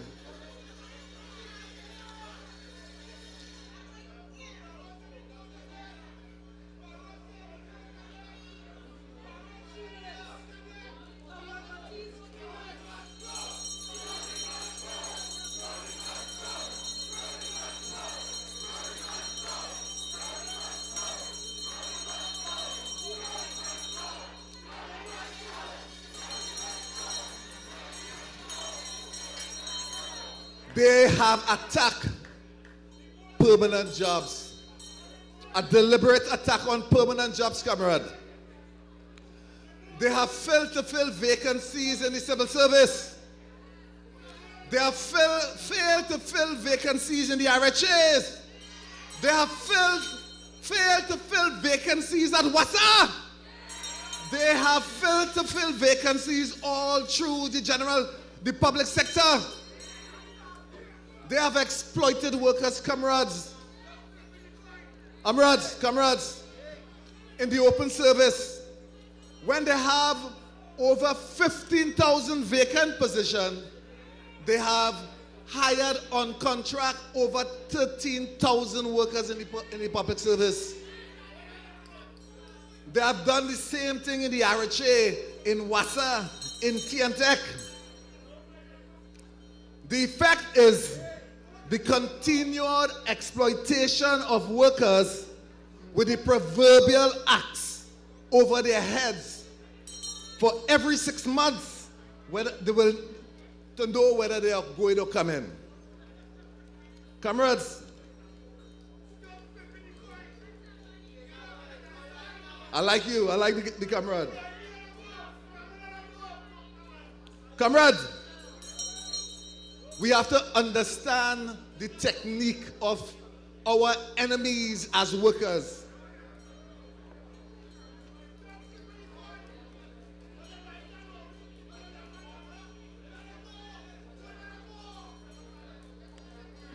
Comrades, above all else, the Rowley-led administration has attacked organized labor and has attacked the fruits of collective bargaining by attacking organizations where workers are organized. These, in short, it has attacked the trade union movement and the rollback of all its accomplishments. The government is hell-bent to eradicate from the industrial relations landscape workers' terms and conditions of employment such as permanent jobs. If they have their way, permanent jobs will cease to exist. If they have their way, 8-hour workday will cease to exist. If they have their way, overtime pay will cease to exist. If they have their way, vacation leave, casual leave, and sick leave will cease to exist the way it exists today. Comrade, they're using the restructuring exercise. When they say the restructure organization, they change the name. When they change the name, they get rid of the union. When they get rid of the union, there is no union. And therefore, workers remain unprotected. And they could take advantage of them in the way that they choose to.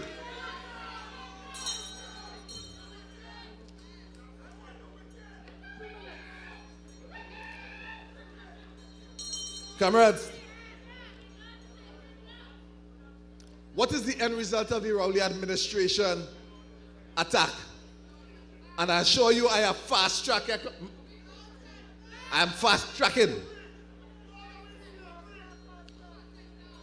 What is the outcome? The destruction of organized labor, the destruction of the middle class, and a widening of the gap between the haves and the have-not. What is the solution? The solution, comrades, is that we, as we have gathered here today, must make and come to a decision that we must fight. And not only that we must fight, we must win.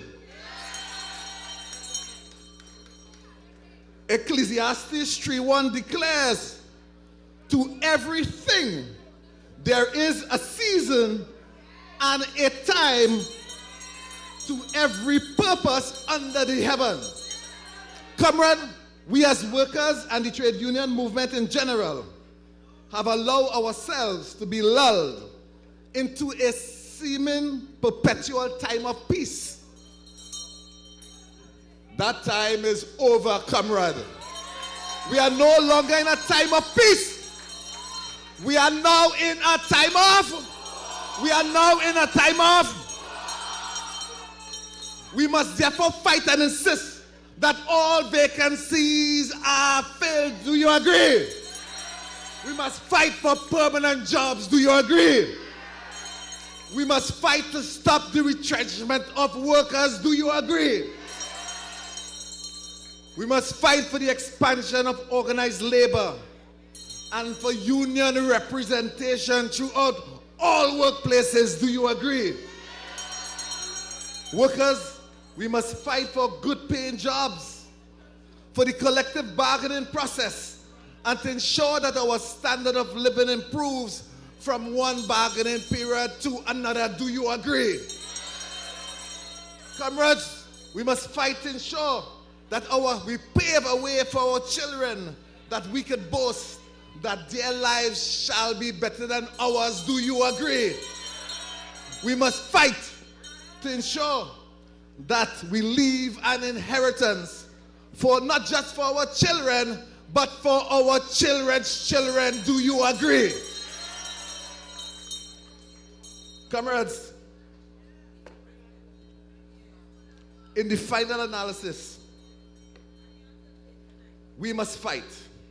The war is on. If we lose this war,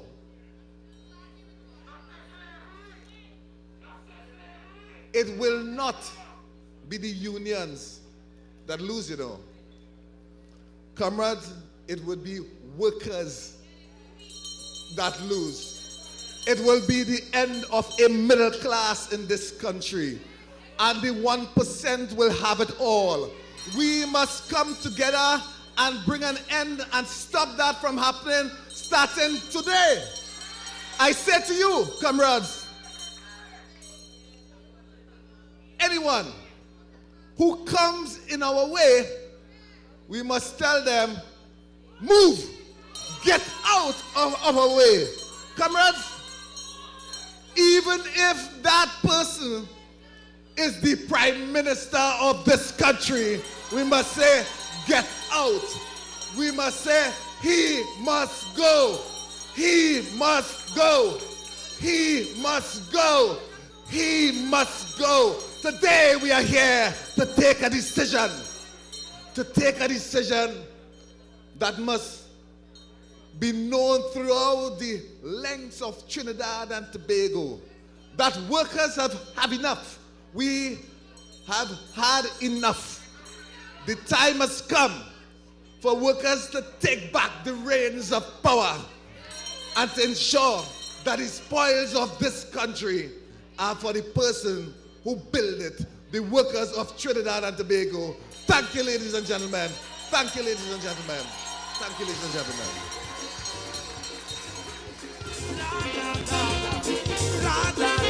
Tell them pass the rum. Ice, the place for the woman and wine. Watch how the party turn up tonight. Because we out and body, the people better we causing trouble. Trouble, trouble. Just watch how we causing trouble. Trouble, trouble. Everybody buying bottles. Well, after we causing trouble.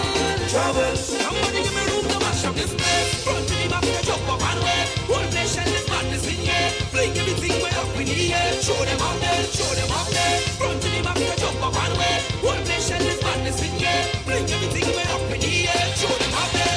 Look, they want me already. They go put me out, Lord. Right up, brother. Right up, boy. You see that kind of stupidness is not allowed, Lord. Right up, brother. Right up, boy. Why people walk good for them, they don't listen. So we kind of music and rhythm. Look, people are up in for it. Shouting this time with them, this is up as the rum. Ice, the place for the woman and wine. Well, I'm going home, lash up tonight. Because we don't can party, people better we causing trouble. Trouble, trouble. Just watch how we causing trouble. Trouble, trouble. Everybody buying bottles. Well, after we causing trouble. Trouble. Somebody give me room to mash up this place. Front to the back, jump up and way. Whole nation is madness in here. Bring everything way up in the air. Show them out there, show them out there. Front to the back, jump up and way. Whole nation is madness in here. Bring everything way up in the air. Show them out there. If we don't behave, then they could stop the facts, Lord. Right up. Comrade Baptiste, fire. We're not taking that. We're not taking that. What you leave for your children will be based on what you get today and what you get now.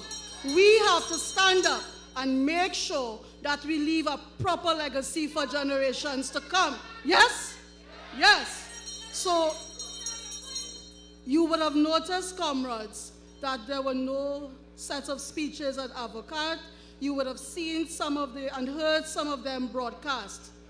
All JTAM affiliates, the issues that affect us would now be reflected in what PG, President General Ansel Roger, will present.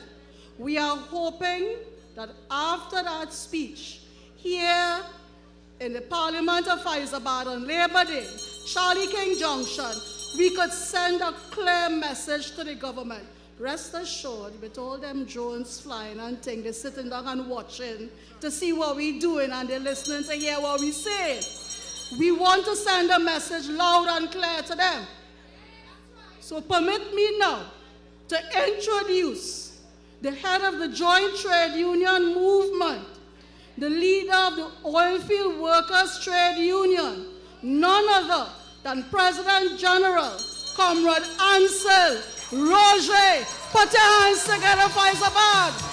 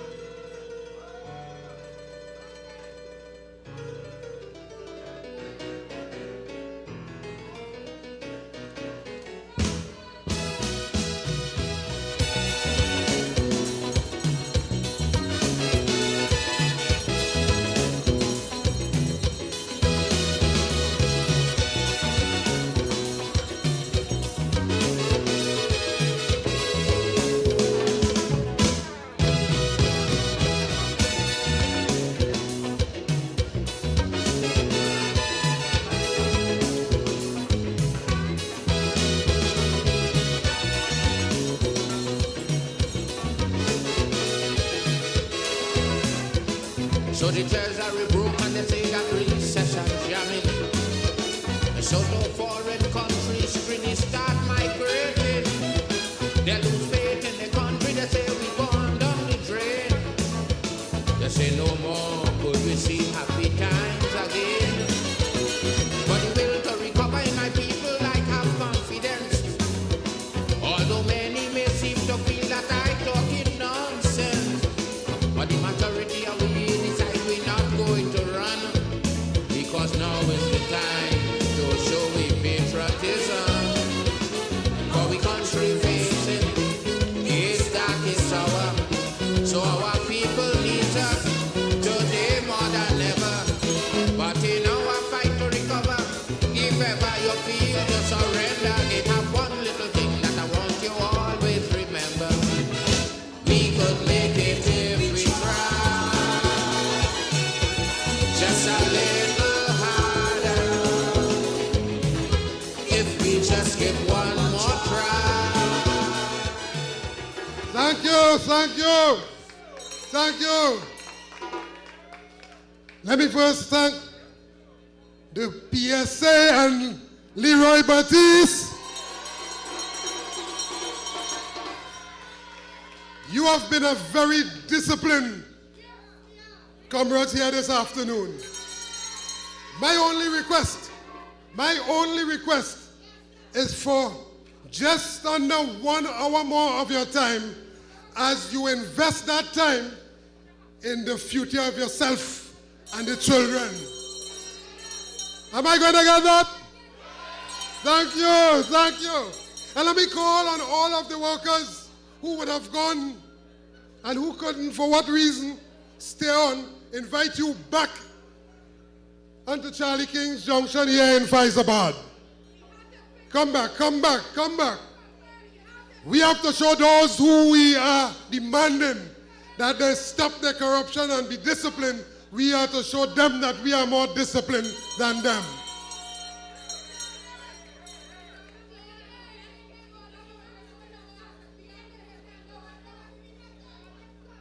Come in, come in, come in. OW to you, comrades, where are you? PSA comrades? We're going and take a vote here this afternoon. All right, let us go.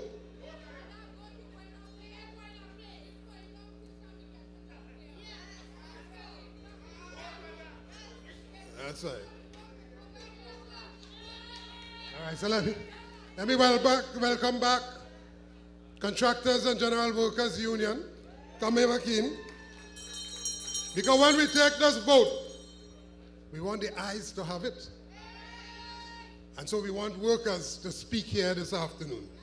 Chair of this Labor Day's rally, our dear friend and comrade, Sister Antonia Taker de Freitas, the first ever woman president of the Trinidad and Tobago Unified Teachers Association. Let's big her up.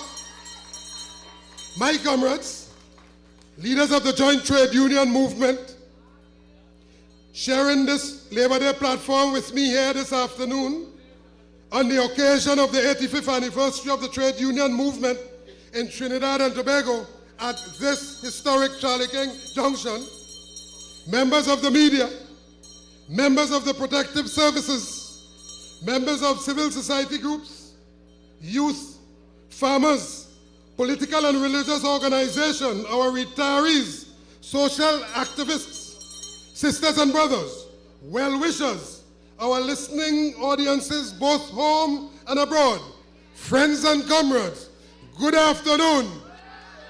Good happy day, Father's Day afternoon. I want to extend best wishes and happy Father's Day to all fathers of our nation. And now, on behalf of all of the people, let me start by paying tribute and homage to the chief servant and father of the trade union movement in Trinidad and Tobago, none other than Cuba Uriah Buzz Butler. Let me also pay tribute and homage to all our other founding fathers and mothers, progressive leaders, and many other thousands who continue to remain faceless and nameless, the unsung heroes, the martyrs, and the patriotic citizens. Today, we pay tribute and homage to all of them for their selfless sacrifices. Let us always remember our history, comrades. It is their sacrifices that have shaped modern Trinidad and Tobago. 85 years ago, it was their selfless sacrifices that paved the way for the right to vote for every citizen, paved the way for our country's independence. Theirs was also a struggle for national patrimony with the ownership and control of the commanding heights of our economy.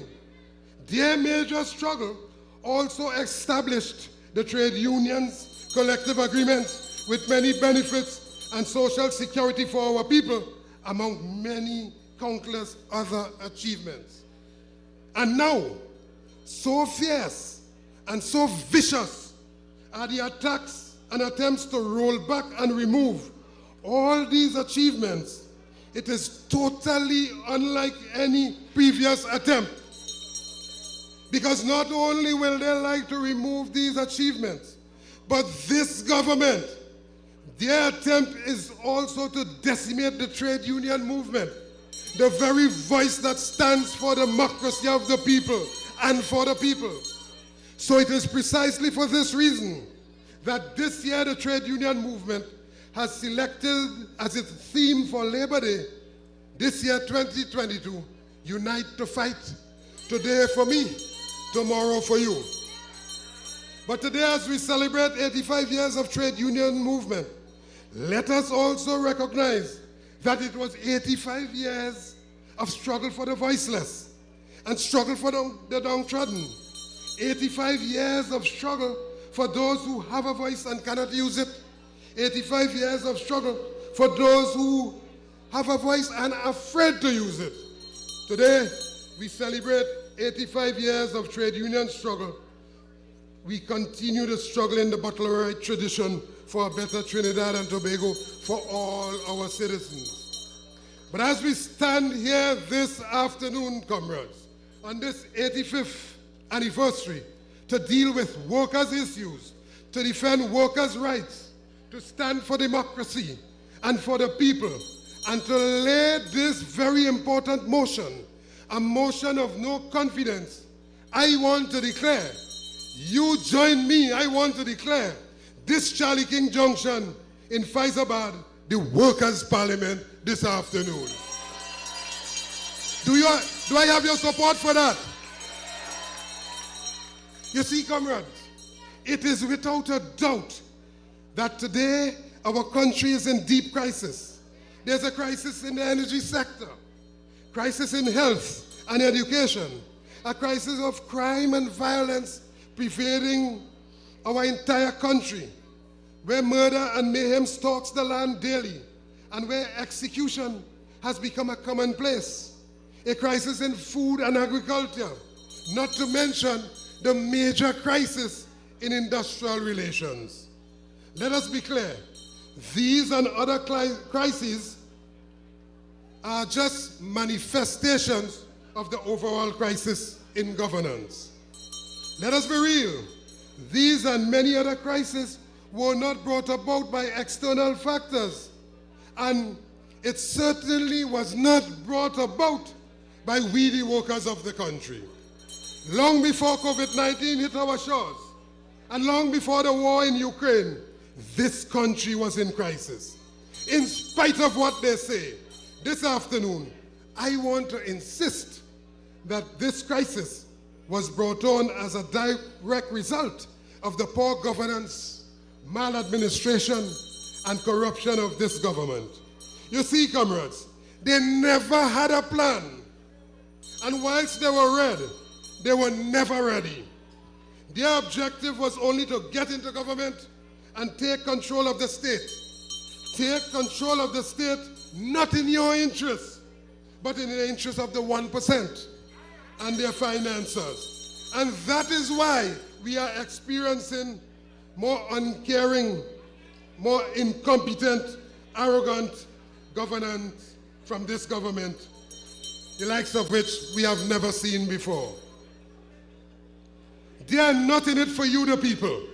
They are in it for themselves and their elite friends. And this afternoon, we want to expose them. Expose them without fear of contradiction or condemnation. Expose them without fear of confrontation. This afternoon, we are going to expose the deception, lies, and deceit of this Rowley-led government. You see, when a government is corrupt, when a government delivers poor governance to the people, and when a government fails to properly manage the economy, it is you, the people, that are made to pay and carry the full burden. That is why we have increased fuel costs. That is why we have increased food costs, which is increasing every day. That is why we are having more taxation.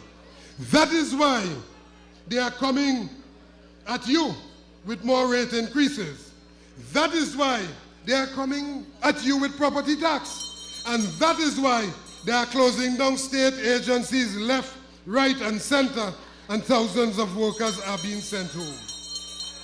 And that is why they are giving their 1% friends everything, and they are prepared to give you nothing. If the government and the people who support them are honest, they all have to admit that our country is falling apart. Well, this afternoon, I not only want to publicly agree with the Guyana Vice President when he said that Trinidad and Tobago is falling apart, but I want to go even further and state categorically that under this Rowley-led government, Trinidad and Tobago has already fallen apart.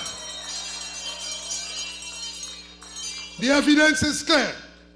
Let us look at the state of our failed economy.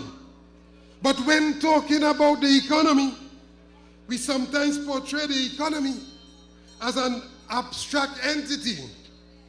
But we must remember that the economy must always be about the daily lives of our people. The Minister of Finance presented his budget and mid-year review and boasted that the economic indicators are showing good signs.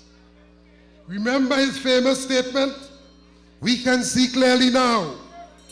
And in his last mid-year review, he talked about a what? A windfall. And then to top it off, recently, in an interview with CNN reporter Richard Quest, Minister Stuart Little the little minister of everything, boasted about this country's ability and willingness to supply natural gas and LNG to Europe. When asked by the same reporter, what is the government going to do with all this great windfall?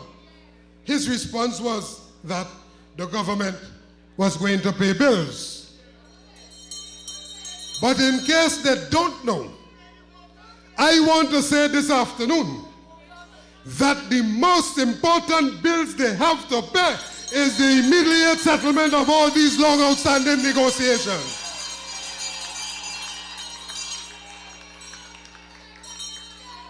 It cannot just be a windfall.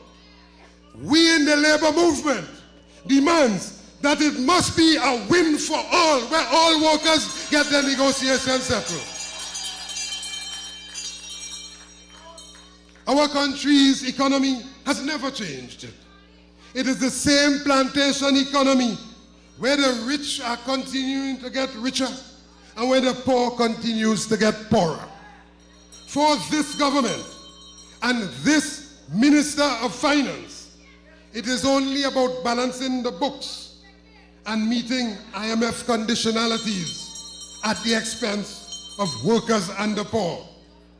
Namely, imposing wage freeze, cutting subsidies, increasing taxes, privatizing state enterprises, sending home thousands of workers, increasing fuel costs 4 times, and cutting social services, among many other IMF austerity measures.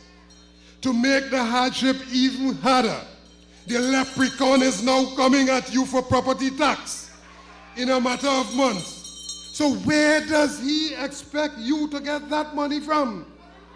He's sending workers home. Prices of food, goods, and services are going up every day. You have no money to send your children to school. You are facing increased utility rates. You have rent, mortgage, bank loan, hire purchase, and installments to pay. All of this coming after a pandemic with no wage increase and now property tax. How heartless can these people be? They are speaking with forked tongues from both sides of their mouths. When it comes to paying their contractor friends and paying certain bills for certain people, they have a windfall. But when it comes to paying you, the workers, and settling your long outstanding negotiations, they are crying doom and gloom and want you to feel guilty for rightfully demanding a proper wage increase. They just want you to do nothing, say nothing, and suffer in silence. Meekly wait and murmur want. This is what their sycophants and the PNM apologists support. But wait, just wait. Just take a look at the profits that some companies made during the same time that thousands of workers were sent home. Guardian Holding Limited declared $179 million in profits for the first quarter of 2022. Massey Holdings made $326.8 million for the first half of financial year 2022. FCB made an after-tax profit of $355 million in the first 2 quarters of this year 2022. Republic Bank made $1.3 billion in profit in 2021 and already a whooping $728.7 million in just half year for 2022. Answer Merchant Bank boasted profits of $360 million in 2021. At the end of the pandemic, Angostura came out with a $158 million in profits. And Clico profits topped $1 billion for its financial year ended December 31st, 2021. Now, you tell me, comrades, where do you think all these profits came from? These profits did not come from space or from some other planet or even some other country. These profits were extracted from you, the people, right here in this country. It is clear that under this Rowley-led government, while these elites prosper, you, the people, suffer. There was absolutely no issue or condemnation by this Prime Minister, these bourgeoisie commentators, bourgeoisie economists, and PNM apologists. No talk at all about these huge profits. They have absolutely no problem with the ever-increasing inequality in this society. But you just ask for your just due. When you ask for that, just to put food on the table, just to mind your family, just merely to survive, when you demand your fair share of the pie, you are being demonized and condemned and threatened by this Prime Minister and his government. They are saying that the trade unions are unreasonable. But what will be most unreasonable is for the trade union movement not to demand a reasonable share for the masses, while a few continue to enjoy even greater wealth. You see, we the people have to understand why this is happening. We have a Prime Minister who does not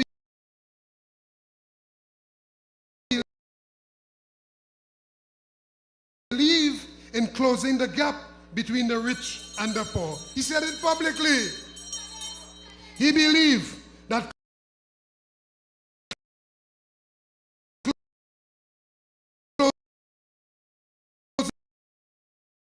closing the gap between the rich and the poor is just a cliche. He believes that the rich should get richer. He believes that if the rich get richer, somehow, some way, some mysterious way, they will feel sorry and create more opportunities for the poor. What dotishness! You ever hear so much stupidness? Because with all that profits for Republic Bank, listen, and some merchant bank, Massey, Angostura, Clico, FCB, and Guardian Holdings, and with the government claiming a windfall, but in the same economy, many thousands of workers are being retrenched. And those who remain are without a wage and salary increase. This painful reality is occurring with all these workers having to face the rapidly increasing cost of living. Well, this afternoon, I want to tell Dr. Rowley, it is not only about his rich friends, the 1%. Workers are people too. Workers' livelihood matters. And it is for this reason we demand a wage increase that will restore the value of our dollar so that we can put food on the table and live with dignity. And therefore, Charlie King Junction, 4% can't do that. 5% can't do that. 6% can't do that. 7% can't do that. 8% can't do that. 9% can't do that. 10% can't do that. 11% can't do that. 12% can't do that. 13% can't do that. 14% can't do that. 15% can't do that. 16% can't do that. 17% can't do that. 18% can't do that. 19% can't do that. 20% can't do that. 21% can't do that. 22% can't do that. 23% can't do that. But we will be reasonable.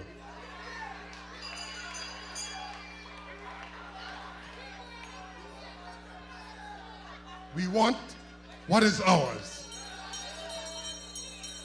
This afternoon, it will be remiss of me if I did not make a statement on the government's deceitful and dishonest handling of the people's assets, the Petroleum Company of Trinidad and Tobago.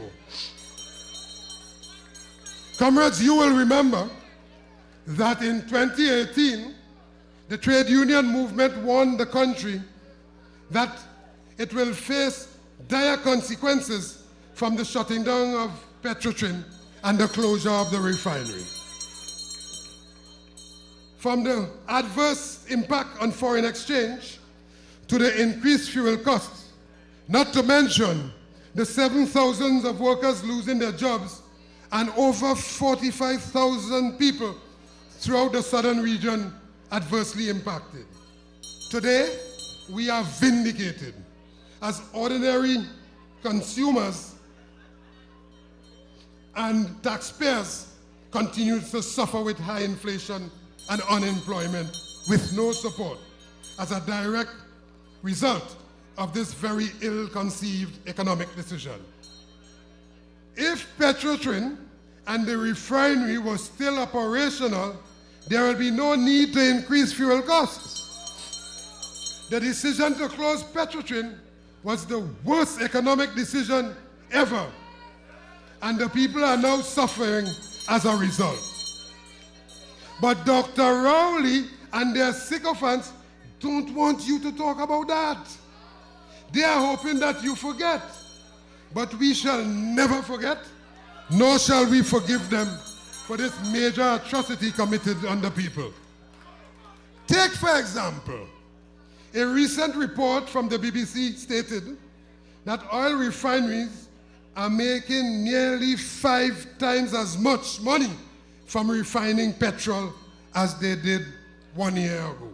In fact, the report by Ben King, published online on the 10th of June 2022, further stated, and I quote, "Figures from the data company Refinitiv show how business of refining oil has become so profitable in the past year.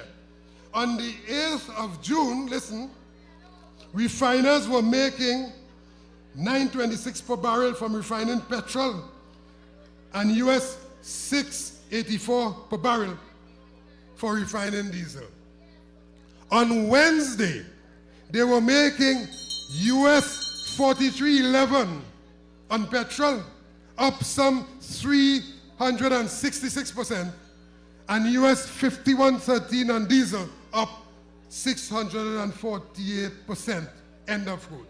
Now, juxtapose that information with the misinformation that comes from Prime Minister and Minister Stuart Young. In his feeble attempt to defend the worst economic decision by any Prime Minister and by any government, which continues to have dire consequences on the people, the Prime Minister, without shame, told the country that high oil prices does not necessarily mean more money. And his Minister of Energy, that Stuart little fella, reading from the same dishonest script, saying on the one hand that Petrotrin had to spend $650 million US a year to import crude, but he failed to say how much foreign exchange was earned when that crude was processed and sold to the foreign markets. And in the face of well-established facts, these people could lie, you know, with a straight face, he even went further to say Petrotrin was not a net earner of foreign exchange. These people are taking you, the people, for fools. And without apology, they continue to insult the intelligence of the masses. Could you imagine, comrades, what the country stood to benefit had the government listened to the union and honored the April 3rd, 2018 Memorandum of Agreement, which agreement was to properly restructure the company? Or even better, if they had been genuine and completed the acquisition process with patriotic. Because with a patriotic acquisition, all ordinary people stands to benefit. But now, wait. There's a major dark cloud of secrecy on the current approach to their preferred bidder for the refinery. We are waiting with bated breath just to see who is this preferred bidder, what sweetheart arrangement they had, and what connections they have with members of the government and their 1%, the local elites. We are paying close attention to a certain bidder where every day there are new revelations about their questionable track record. This afternoon, comrades, I wish to remind all that Patriotic won the bid. Patriotic had and have the money. Patriotic have the experienced workers. Patriotic was and is still ready to purchase, refurbish, and restart the refinery. And that is what we'll put our effort behind. But you see, this government, in a conniving and underhanded way, they closed the process of negotiations in the middle of the discussions. You see, there was never any real or genuine attempt by this Prime Minister and this government for ordinary people like you and me to own the refinery. There was never any genuine attempt for us, ordinary people, to lift our economic standard comparable to that of their 1% friends. For yet another time, I want to restate that the Petrotrin story and the patriotic acquisition of the refinery, that story is very far from over. You see, comrades, every unfair game must play over. Every unfair game must play over. The management deceit and lies continues. Not only that the people have suffered, but it has actually cost lives. They would like us to forget and move on.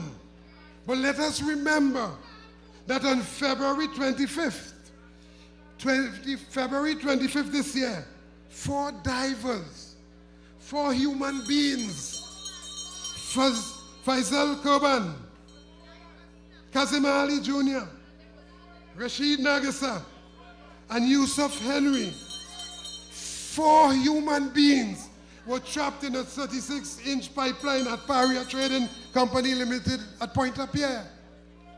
In one of the most gruesome industrial accidents in recent history, these 4 men, these 4 human beings lost their lives days later in an industrial accident that was totally preventable. Let us be clear that these men did not have to die. If Paria had competent people in its management and the correct HSE standards and procedures, if those standards were observed, those divers would have been alive today. What is even worse, comrades, is that Paria do not want to accept liability for the criminal negligence by their woefully incompetent management. There is absolutely no other part of the world where such accidents with fatalities occur and where those who are responsible for it are still on the job while an investigation or inquiry is conducted. Nowhere else that will happen. Only under a Rowley government with his friends in the management that will happen. The current hodgepodge so-called inquiry at Paria is just another smokescreen to vindicate those who are responsible for the death of these 4 men. We must never let them get away with that, comrade. Never. These 4 divers, 4 human beings, Faisal Kurban, Kazim Ali Jr., Rashid Nagisa, and Yusuf Henry, they were people, real people. and those who are responsible must be held to account. They must be held to account, even if they are the Prime Minister's best friend. Even if they are Rowley's best friend and they play golf with Rowley. But you know, comrades, as we examine industrial relations, we witness the chaotic industrial relations environment that is existing and its major threat to our country's productivity. While this is occurring, there's absolute silence coming from the Minister of Labor. He has beaten his predecessor outright in this prestigious silent ministerial contest by being even more silent than her. Even his Labor Day address rings silent and hollow. In the face of all the retrenchment and closures, where thousands of workers have gone home, and where many more are under threat to go, the Minister of Labor say absolutely nothing. Workers at WASA, TNTech, TT Post, PTSC, MTS, BIR, Customs, Swimco, NP, Lake Asphalt, the Port of Port of Spain, and the Port of Scarborough. He remains silent as workers have not had a wage adjustment for over 9 years. His silence is deafening as no labor legislation was brought to the Parliament. He was silent when the 4 barrier divers perished and remained silent when senior HSE inspectors left the authority. He is silent about the fact that there exists poor health and safety standards at many companies and even in many ministries, and that these companies continue to put workers' lives at risk. He is silent as his own ministry continues to be flooded with workers working on short-term contracts.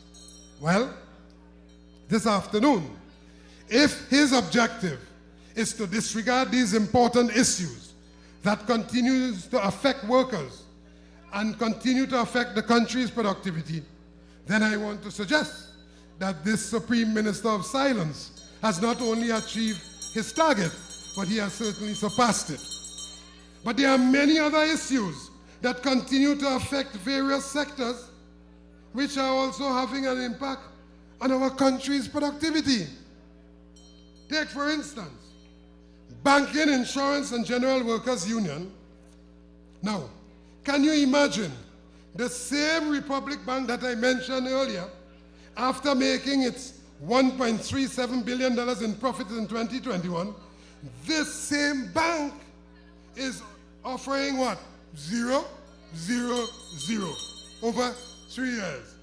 Scotia Bank, who despite declaring a profit of $604 million in 2021, still retrench 149 workers.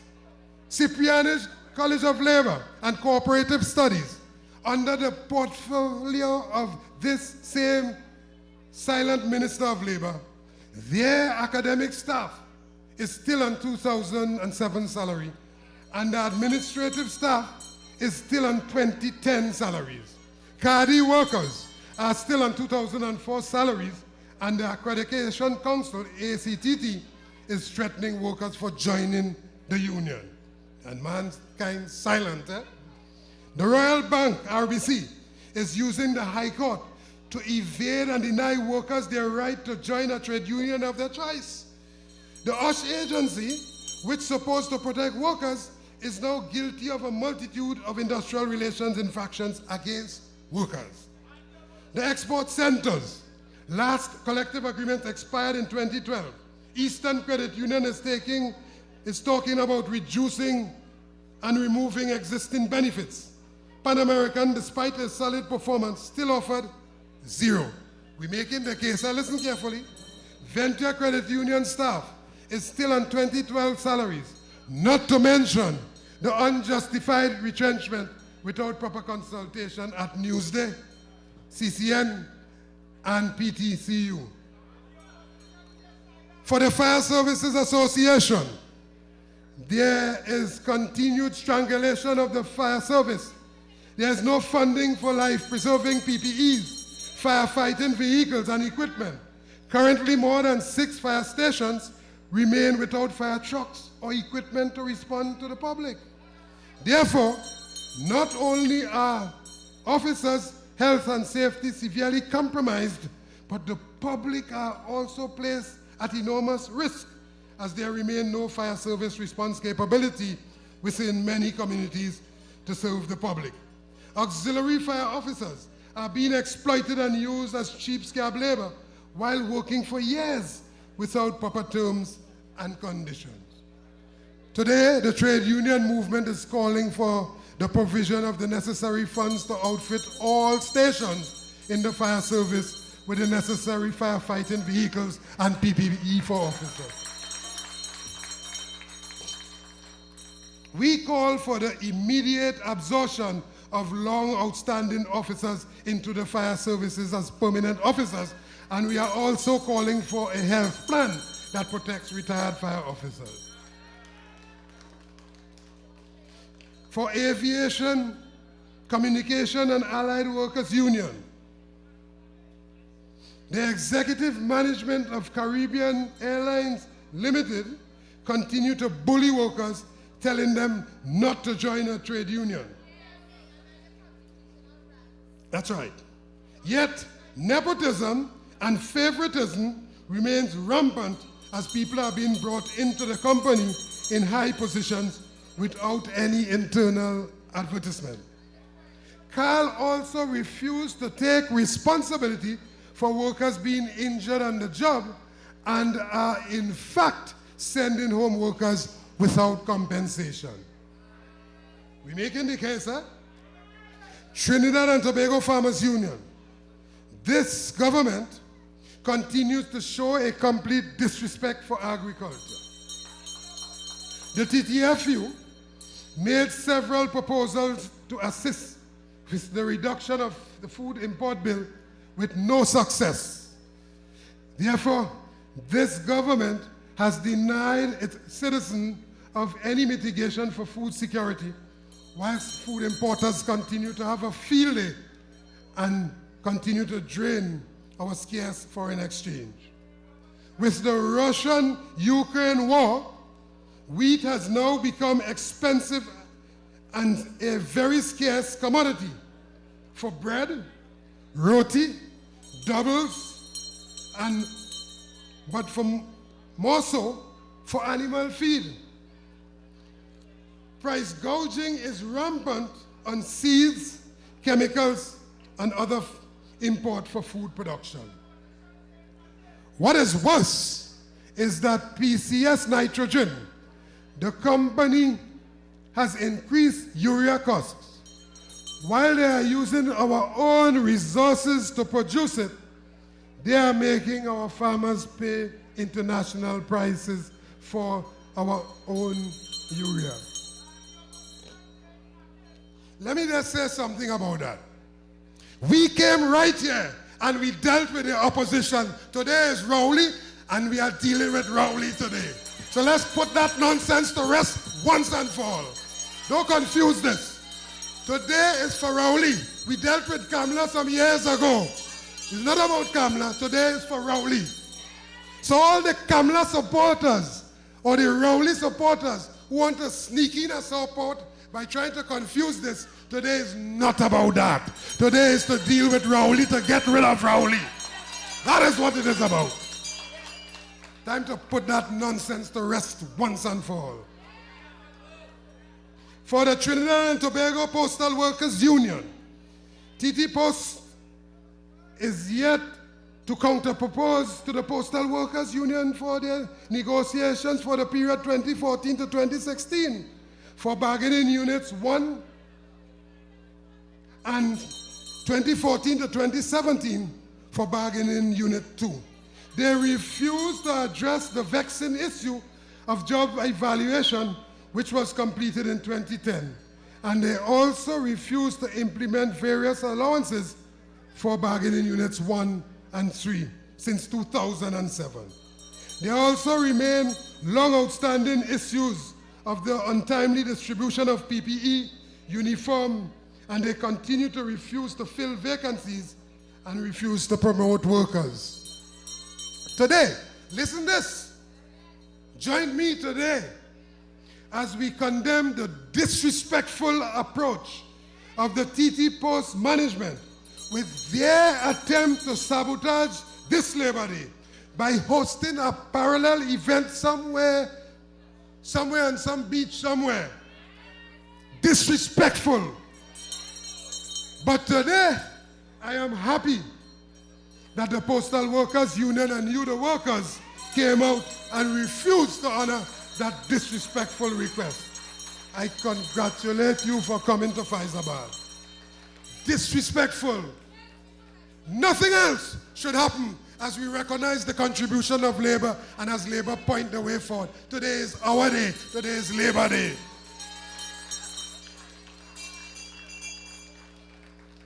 For Trinidad and Tobago Unified Teachers Association, we continue to make the case. Many teachers are left without classification of their leave, and in some instances, it is taking years. Also, teachers have been continually forced to wait years to receive their pensions or even their increments and arrears of incurrent payments, like the other workers. In-service teachers who were sent on scholarship to the Teachers College in 2005 are unable to be placed in secondary schools and are languishing in primary schools as assistant teachers primary, but doing the duties of what? Of a teacher 1 primary with no possibility of upgrade.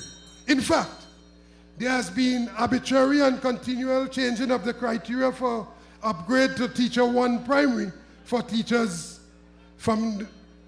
graduating from the University of Southern Caribbean. Teachers also face the humiliation of not being sent on medical confirmation in a timely manner in violation of Section 32(2) of the Public Service Regulations. Male teachers with spouses, legal partners, or children, they are especially affected because if they die in service without medical confirmation, their spouse, legal partner, or children will not receive the widow or orphan benefit. And can you imagine that these teachers who have been injured on the job have not been receiving workmen's compensation? While this undue delay of payment drags on, the members are living in poverty and are just struggling just to survive. For the Industrial Sanitation and Government Workers Union, whilst the sanitation workers have been essential all of the time, and all of the time they were frontline workers like the other workers, they continue to be disrespected. These workers risk their health and lives, and in most hazardous conditions, they have to continue to work every day. Swimco continues to stifle the profitability of the company by refusing to buy a fleet of trucks to do real work. But they spent over $1 million recently for new vehicles for who?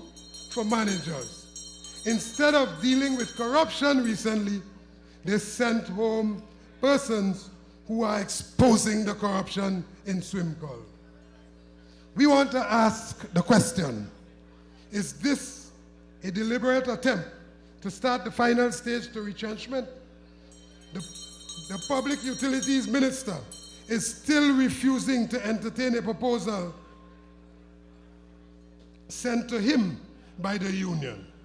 Can you imagine that there are workers, listen to this, there are workers with 20 and 30 years service at Swimcol working for around $4,000 a month.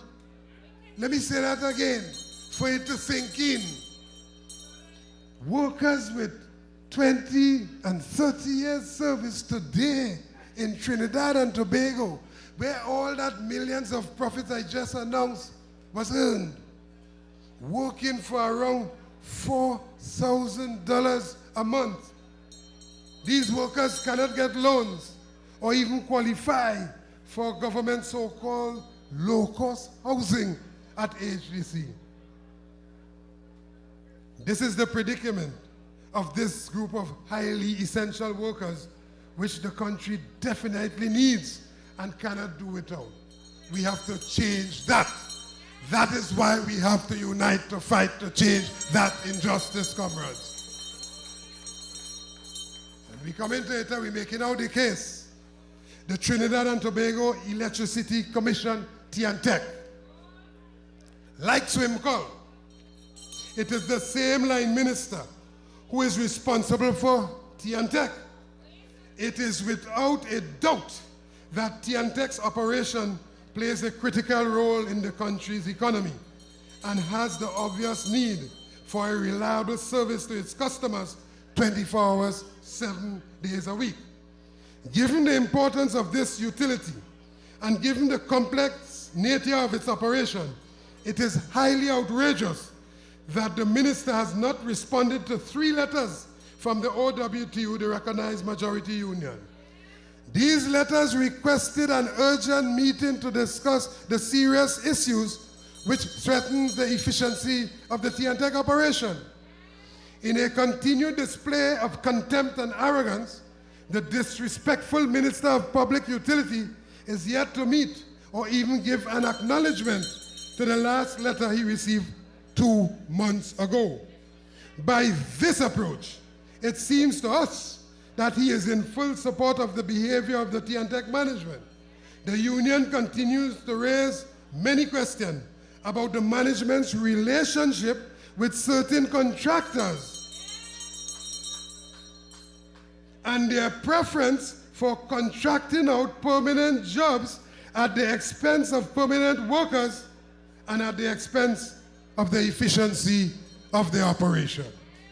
In spite of an industrial court judgment and its reprimand to TNTEC management for the clear violation of the collective agreement with the contracting out of permanent jobs, in spite of this, the questionable relationship with these contractors continues. For example, regular approval for payment is given for contract work, which work has to be redone by the permanent workers.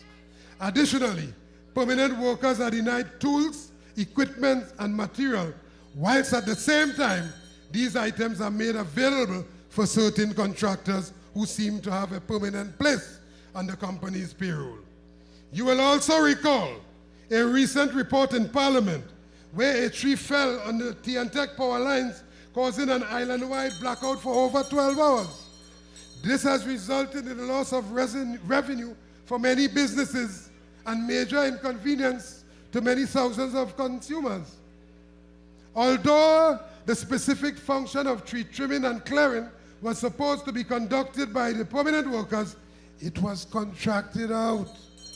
If you think they would have learned their lesson from that major incident, in just a matter of weeks later, another tree fell, knocking out power lines in Santa Cruz. In both areas, those jobs had been performed, should have been performed by permanent workers.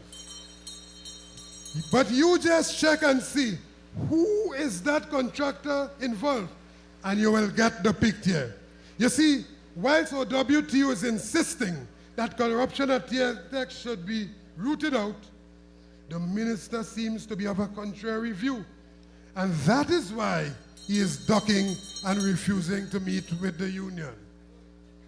Still at TNTEC, the non-filling of approximately 300 critical vacancies in the field and supervisory position continues to threaten the efficiency of and safe operations at TNTEC.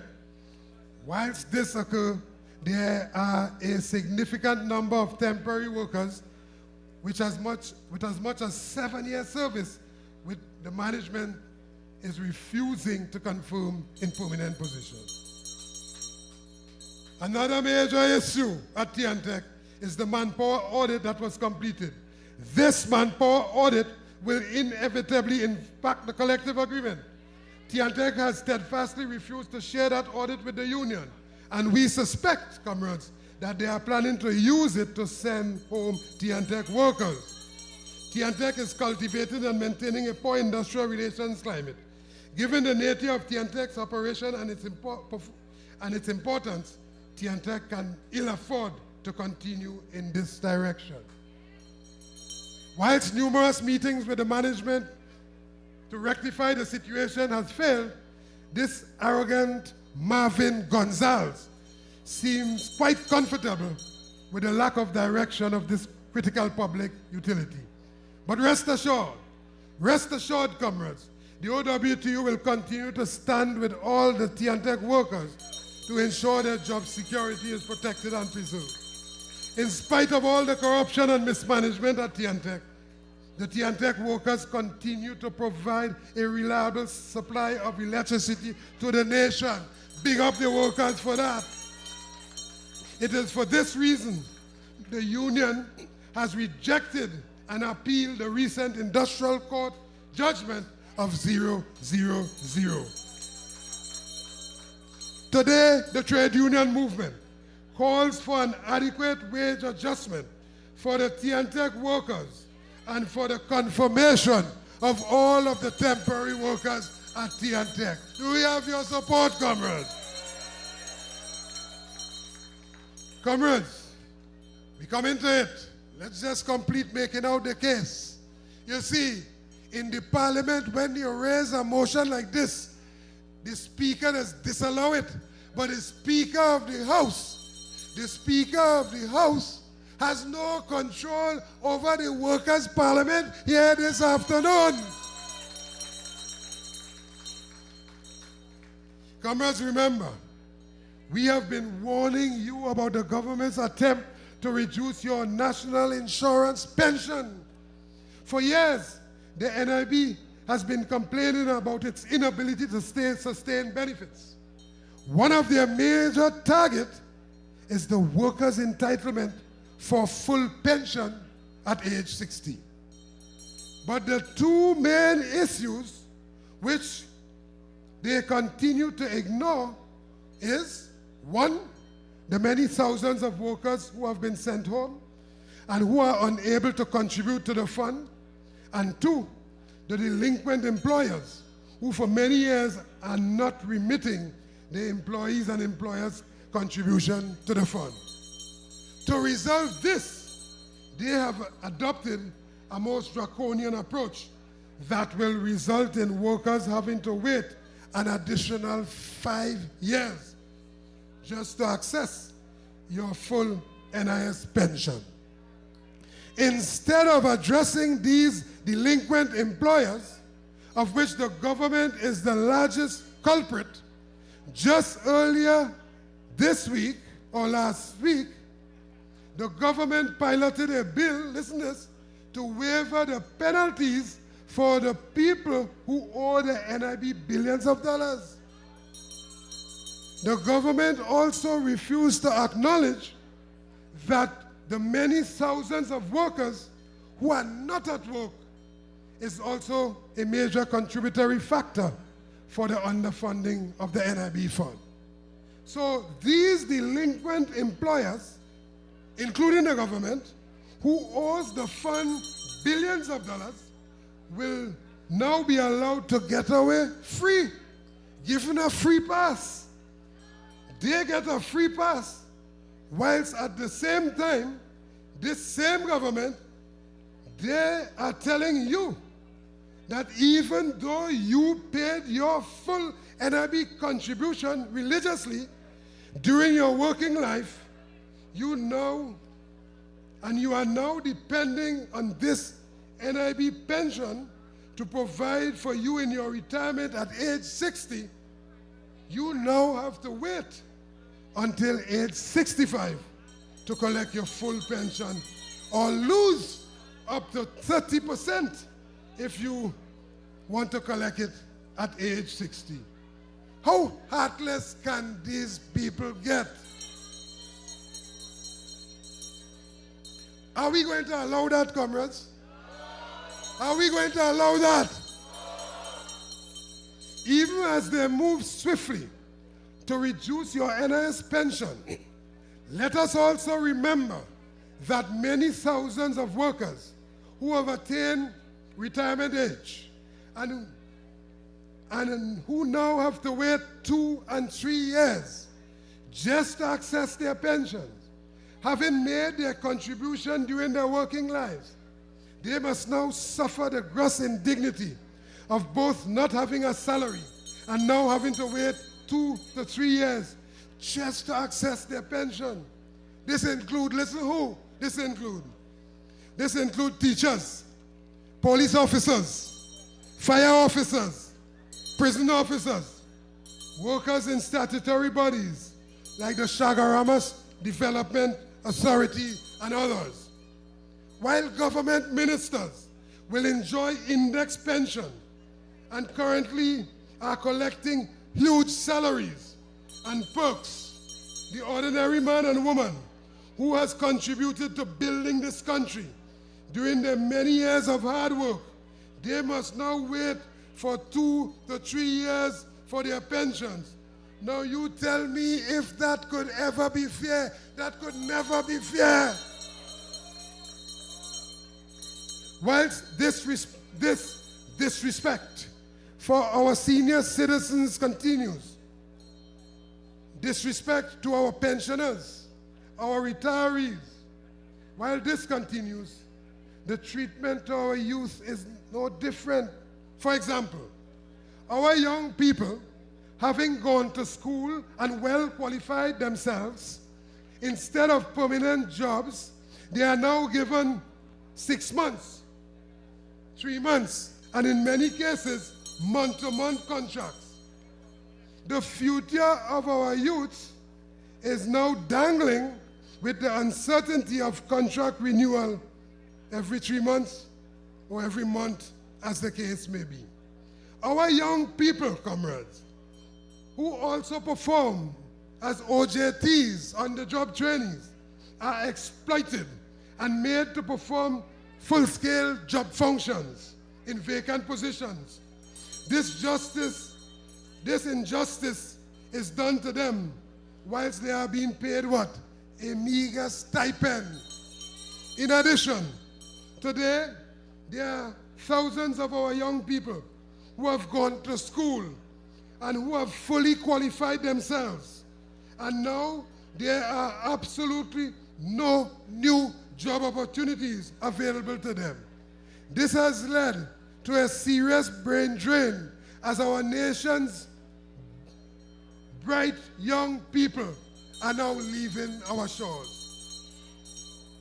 This government is moving swiftly to eradicate the well-paying jobs that Leroy spoke about earlier. The well-paying jobs that our young people would have aspired to. They would have aspired to these jobs in the past.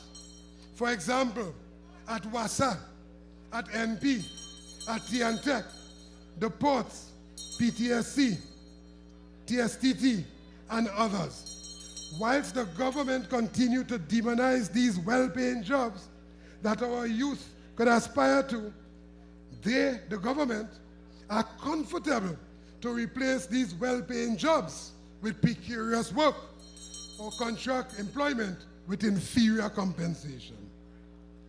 They want to create the condition for the majority of people to work for subsistent wages with no terms and conditions, no pension plan, no medical plan, no paid leave, no provision for health and safety, and certainly no voice at the workplace. They want to take this country back to the days of the plantation by creating a vast reservoir of subservient workers for their 1% modern-day masses, the 1%. Trinidad and Tobago, comrades, has become a society where our young women, single parents, are exploited daily in the 1% stores, malls, retail outlets, and fast food outlets. Our young men are left to hustle and join the ever-increasing unemployment line. It is a society where breadwinners could barely put food on the table, could hardly make ends meet, living from paycheck to paycheck, one where many go hungry, not knowing where the next meal is coming from. This is the current reality. This is the lack of vision that this government has pushed on the people, and it is resulting in a very high level of despair and hopelessness. This is not what Butler and our foreparents had sacrificed their blood, sweat, and tears to correct for. They did not struggle for that. This is not what you have sacrificed for your children, comrades. And this is certainly not what Eric Williams would have wanted for Trinidad and Tobago. But this is exactly the type of society that Dr.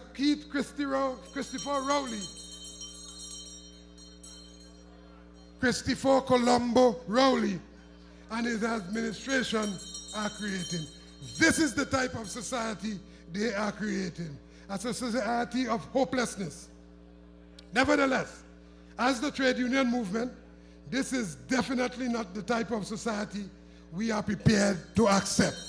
And therefore, we are committed to rescue our country from this abyss of destitution and shall struggle relentlessly to restore and preserve the dignity of our people. And that is why we have no choice, comrades. Having put the irrefutable argument, that is why we have no choice but to move this motion of no confidence here this afternoon.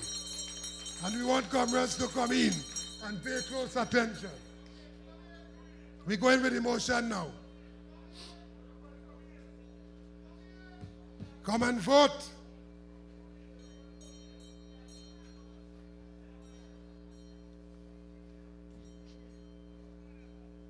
If we bring a motion like this, if they bring a motion like this in the parliament, you know what will happen?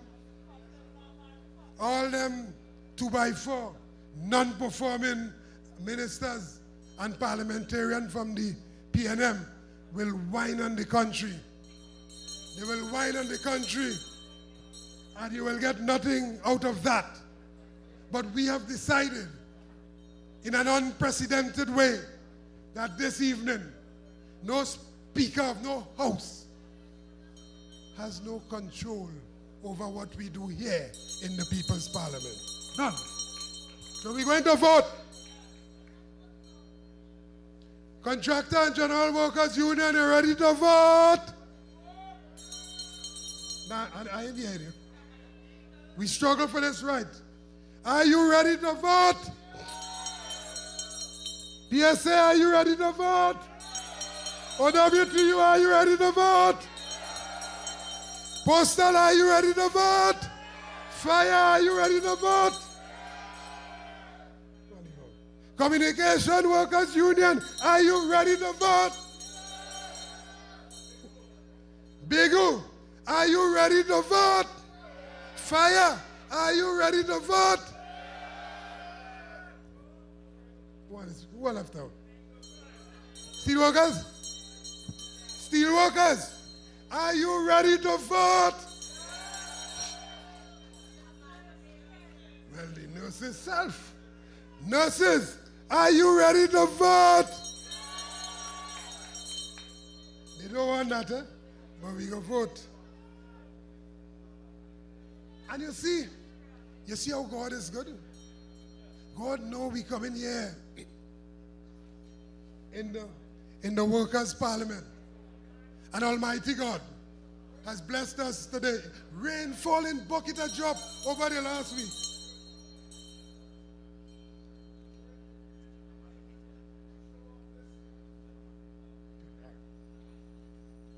Rain falling, bucket a drop. Days ago. You're wondering what will happen today. But our Father in heaven, who knows that this will not get justice any other place, that we have to bring this motion here this afternoon, he has graced us with the best weather in months. Thank you, Father.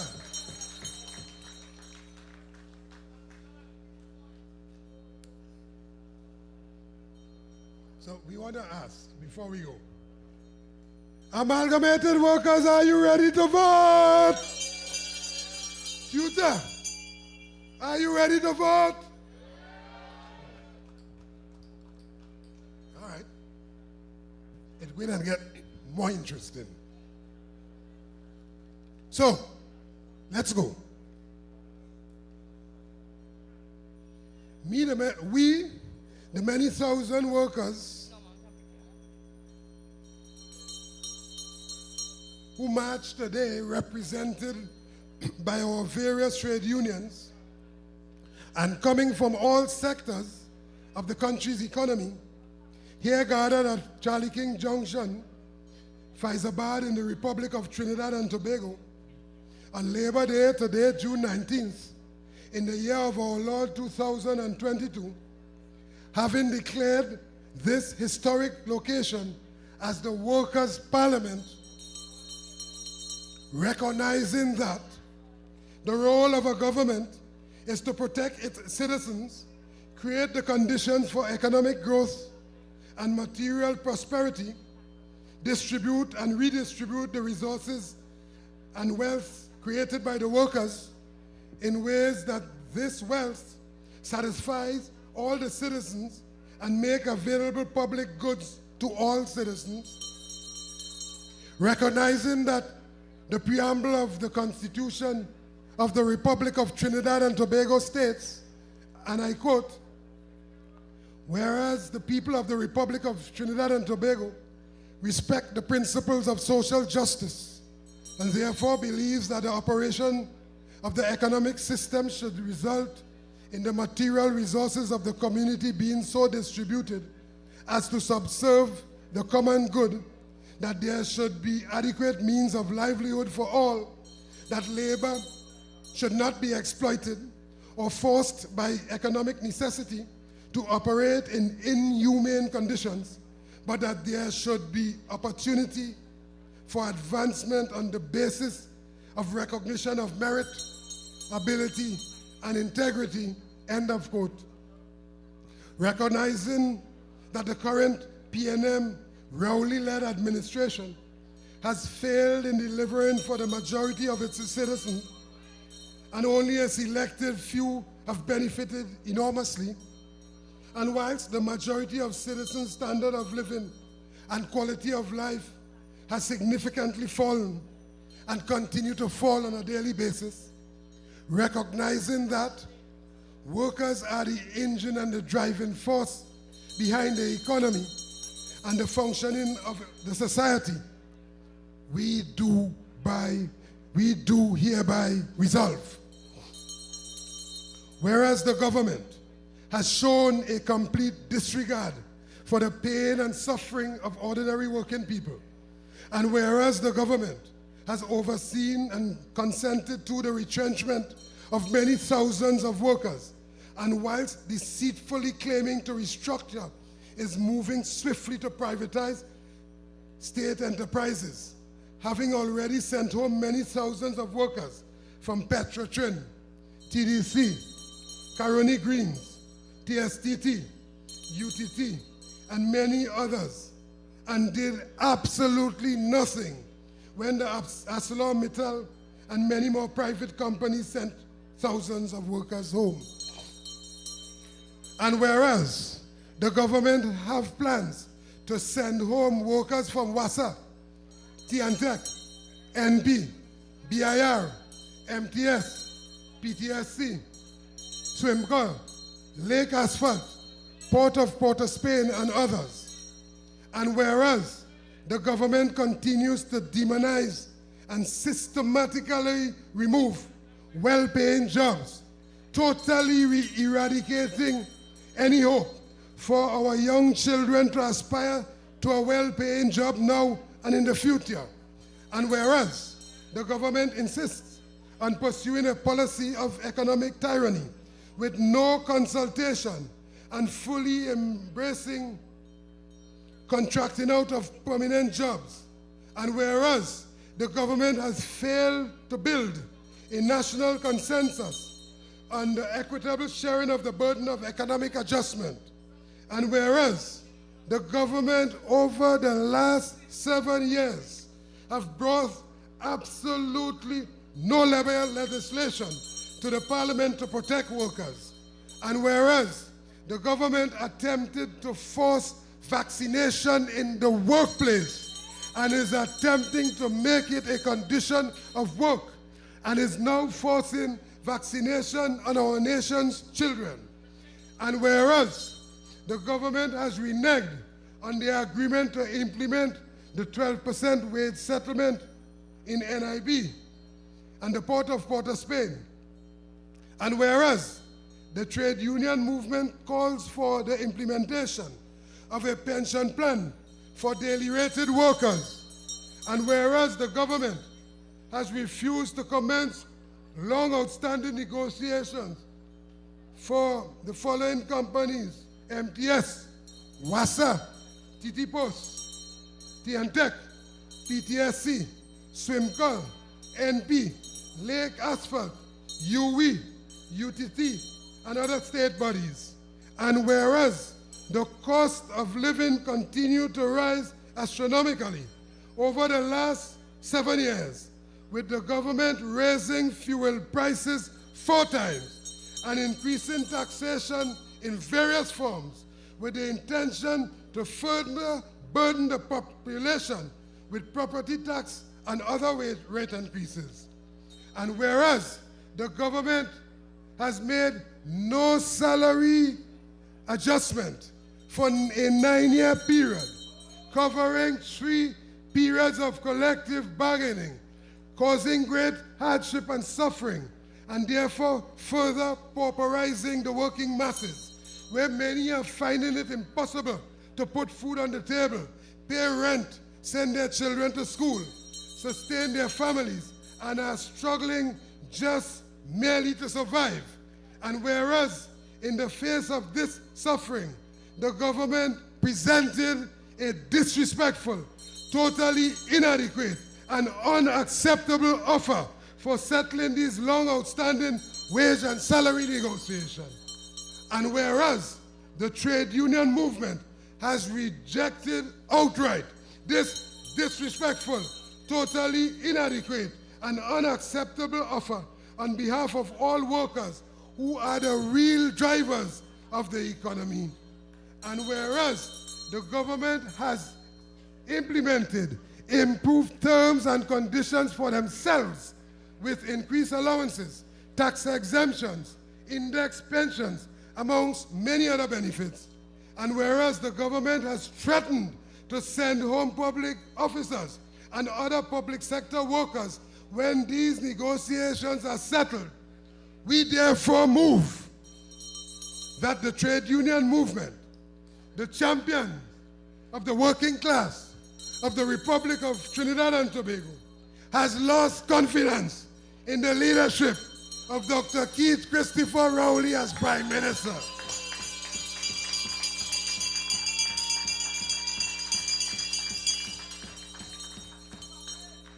That the trade union movement, the champions of the working class of the Republic of Trinidad and Tobago, has lost confidence in the ability of the Rowley-led administration to properly protect workers.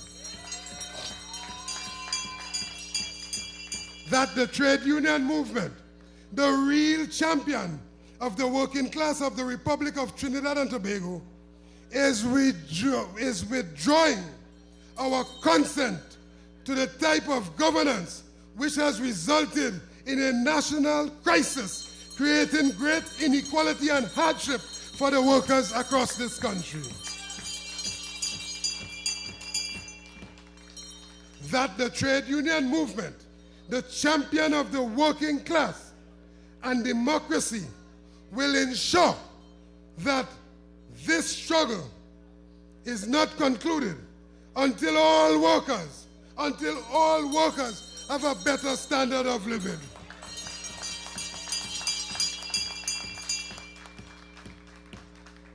Be it further resolved that the trade union movement, representing workers who are the real drivers of the economy of the Republic of Trinidad and Tobago, will do all that is necessary to regain and preserve the dignity and respect and status of all workers, ensuring that all workers have a better quality of life and a decent standard of living.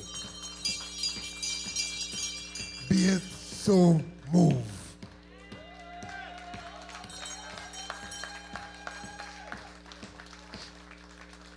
Now, comrades, we're going to vote. That's the motion. The question is, having heard the motion of no confidence in Dr. Rowley as Prime Minister and the Rowley-led administration, the question is that, and listen carefully, this is the motion of no confidence in Dr. Rowley as Prime Minister and his government. All in favor of the motion of no confidence as Dr. Rowley as Prime Minister and his administration, say yes.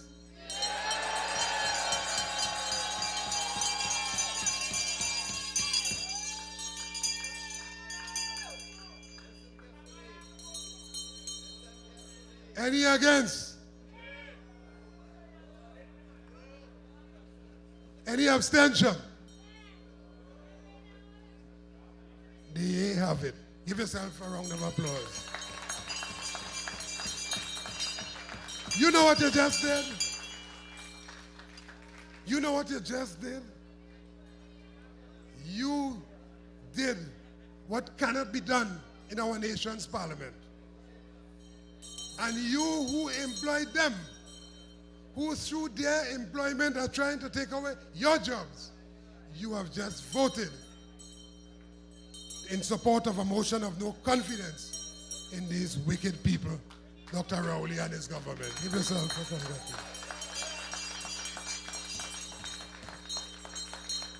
A few minutes again.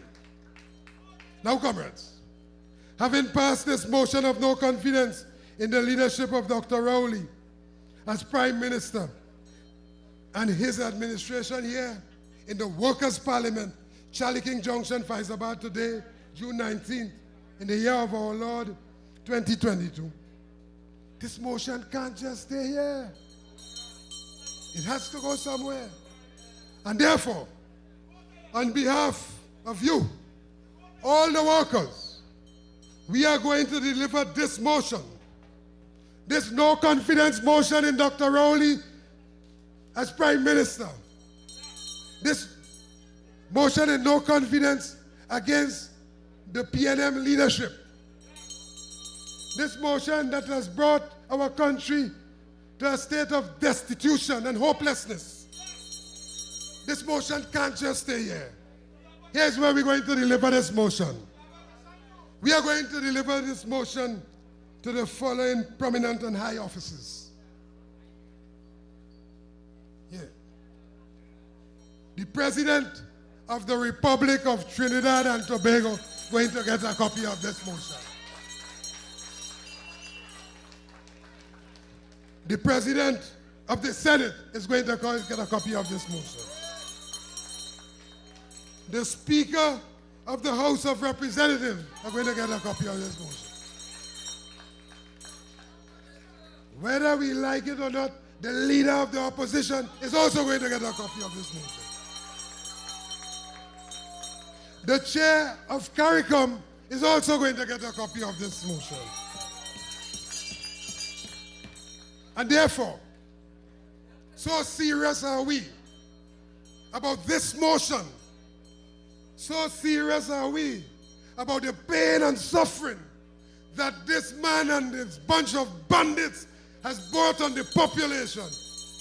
This coming Friday at 1 p.m., we will gather in the Queen's Park, Savannah, and we will begin the delivery of these motions. We will start by delivering it to Her Excellency, the President of the Republic of Trinidad and Tobago.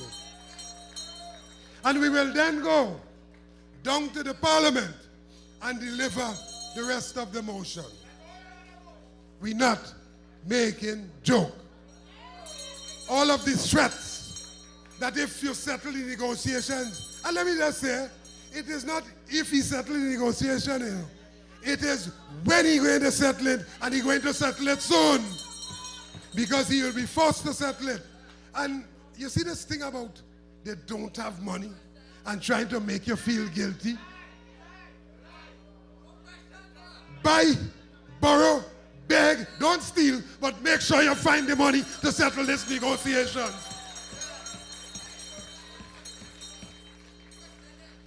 So we're going to make these deliveries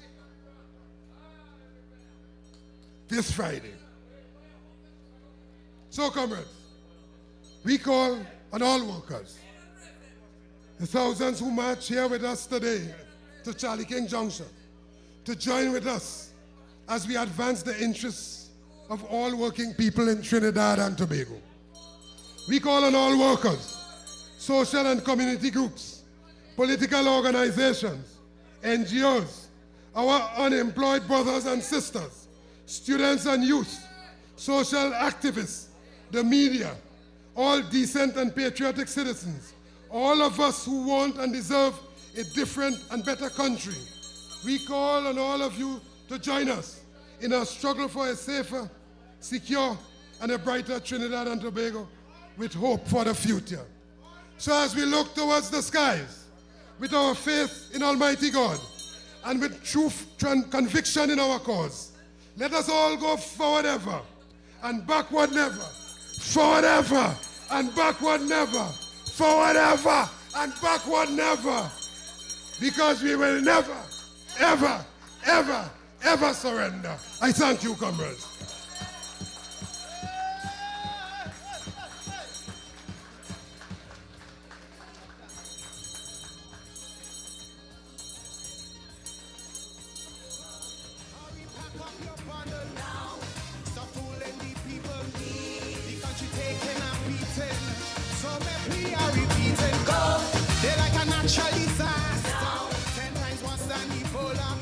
Comrades, before you go, no music yet. Yes, we had nice vibes in there, but you know, we walked, we ain't get wet. PG's speech was inspiring, yes. Let's give him another round of applause. Head of the Joint Trade Union movement. And as we leave here today, let us remember, we stand united to fight. Today for me, tomorrow for you. United to fight. Today for me, tomorrow for you. We have, are you coming to address that? We have one more thing to do. All right, comrades. So we have one more item to perform here before we go. One more. Bear with us. We're going to release them. Just as we release those other people who are giving us trouble in 2015, this afternoon, we are going to release Dr. Rowley and his band of bandits. Let's go, the DJ. Let's go.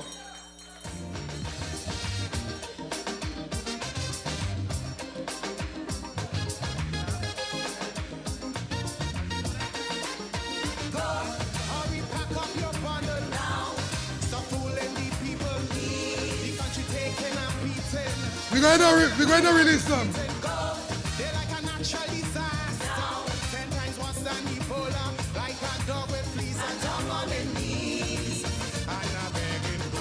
And I ask the leaders, as I call the name of the government ministers you are going to release, I want you to go out to the end. Go out to the end and release them into the sky. Yeah?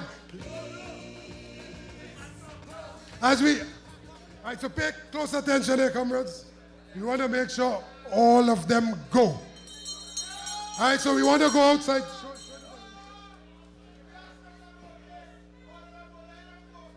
Yeah. The first one, Shamfa Kojo, Minister of Sports.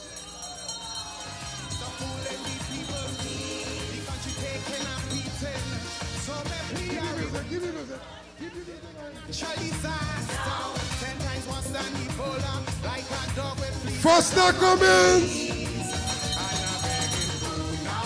Foster Cummins!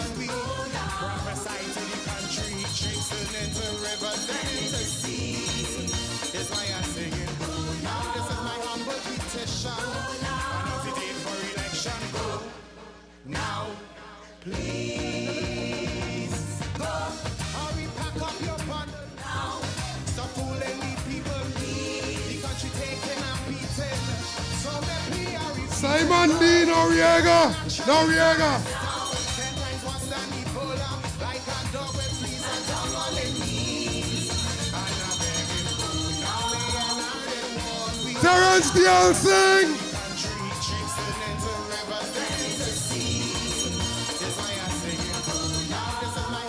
Marvin Gonzalez!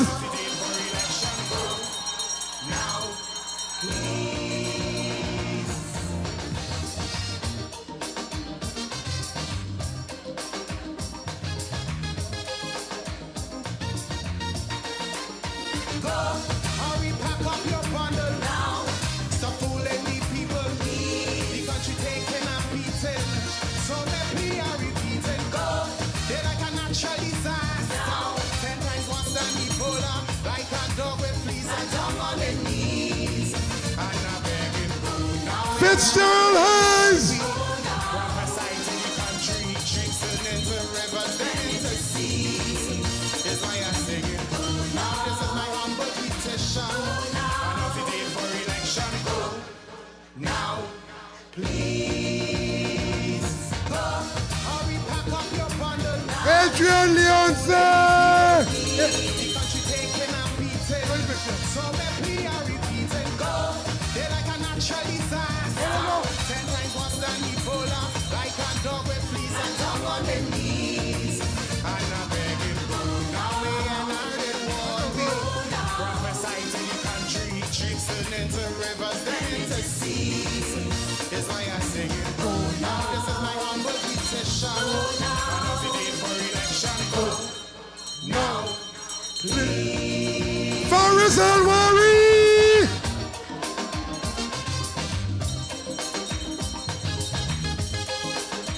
Go, Faris, go, go, go! Yo, Corey, go with your co-op self. Stop fooling the people. The country taking and beating. So let me repeat it. Go! They're like a natural disaster. No. 10 times worse than Ebola. Like a dog with fleas and down on their knees. And I'm begging food. Now we are Stephen McClatchy, Minister of Silence! country. Drinks turn into rivers, then into seas. Is why I'm singing. Now this is my humble petition. And if you did for election, go. Now, please go. Hurry, pack up your bundle now. Stop fooling the people. The country taking and beating. So let me repeat it. Go. They're like a natural disaster. 10 times worse than Ebola. Like a dog with fleas and down on their knees. And I'm begging food. Now we are not in one. We prophesy to the Nayan country. Gaspi Dolly, Minister of Education! Is why I'm singing. Now this is my humble petition. And if you did for election, go. Now, please. Lisa Morris Julian, Minister in the Ministry of Education.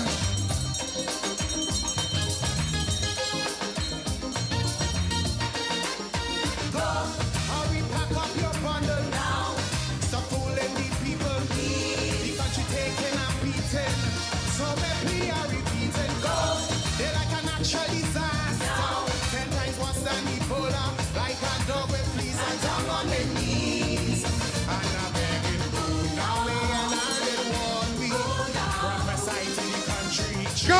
go, Mr. Reggie.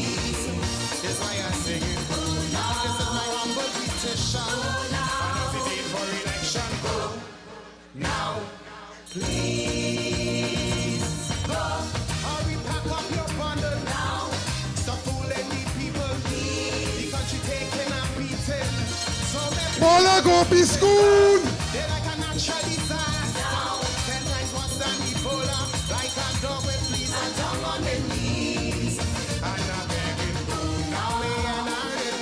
Ayala, Webster, Roy.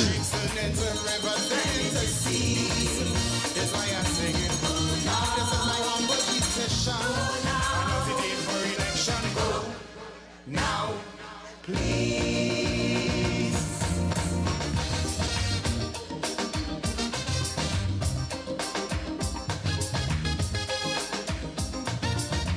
Senator Hazel Barkas.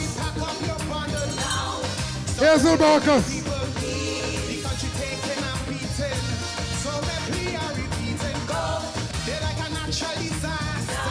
Henry Brown.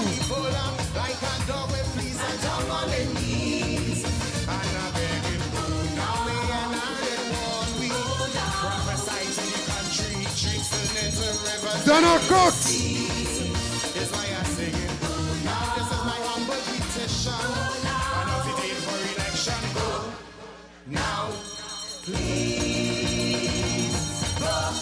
Senator Nigel De Freitas.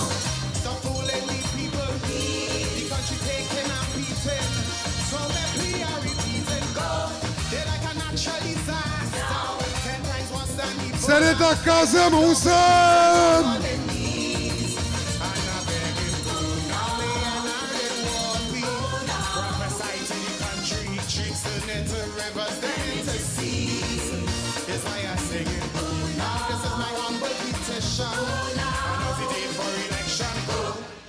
Now, please. Senator Rondell Mitchell.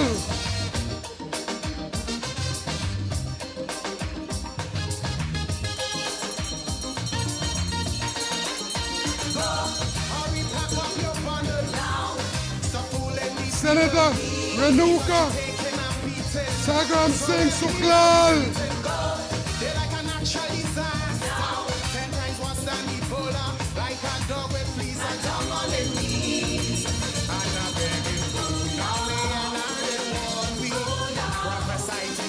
Senator Rohan Sinanan.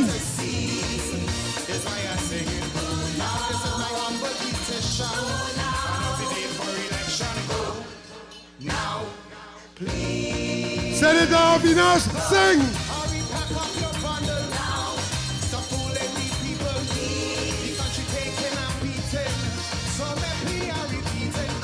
Senator Alison West.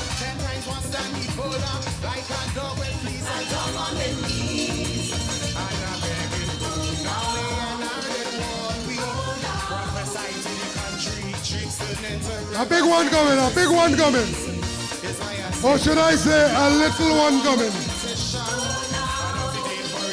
Stuart Young, Minister of Everything. Stuart Young, the Minister of Everything.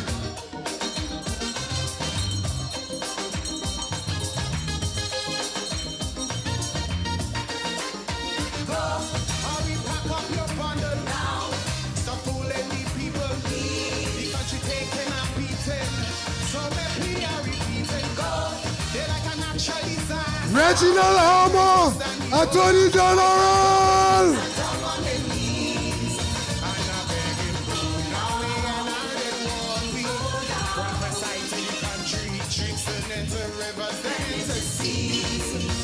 Brian Manning, Minister in the Ministry of Finance. Now, please. Two more.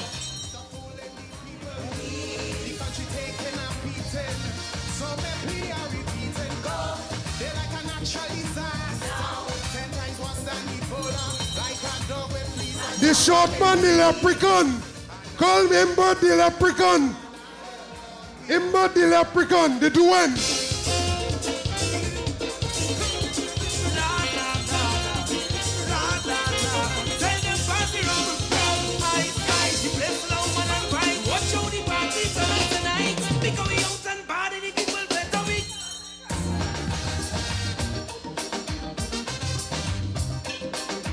one more.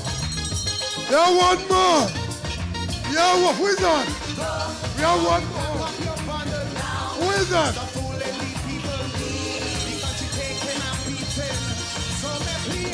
Christopher Colombo, the damn blasted liar.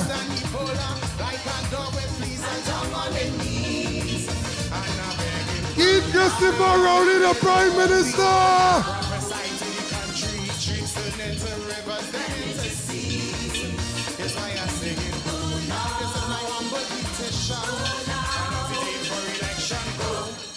Now, please, hurry, pack up your bundle now. Stop fooling the people, the country taking and beating. So let me repeat it, go. They're like a natural disaster. 10 times worse than Ebola. Like a dog with fleas and down on their knees. And I beg you, now we are not in one week. Prophesy to the country, treats turn into rivers, then into seas. Is why I sing it. Now this is my humble petition. I know the day for election. Go. What? Now, please. Come.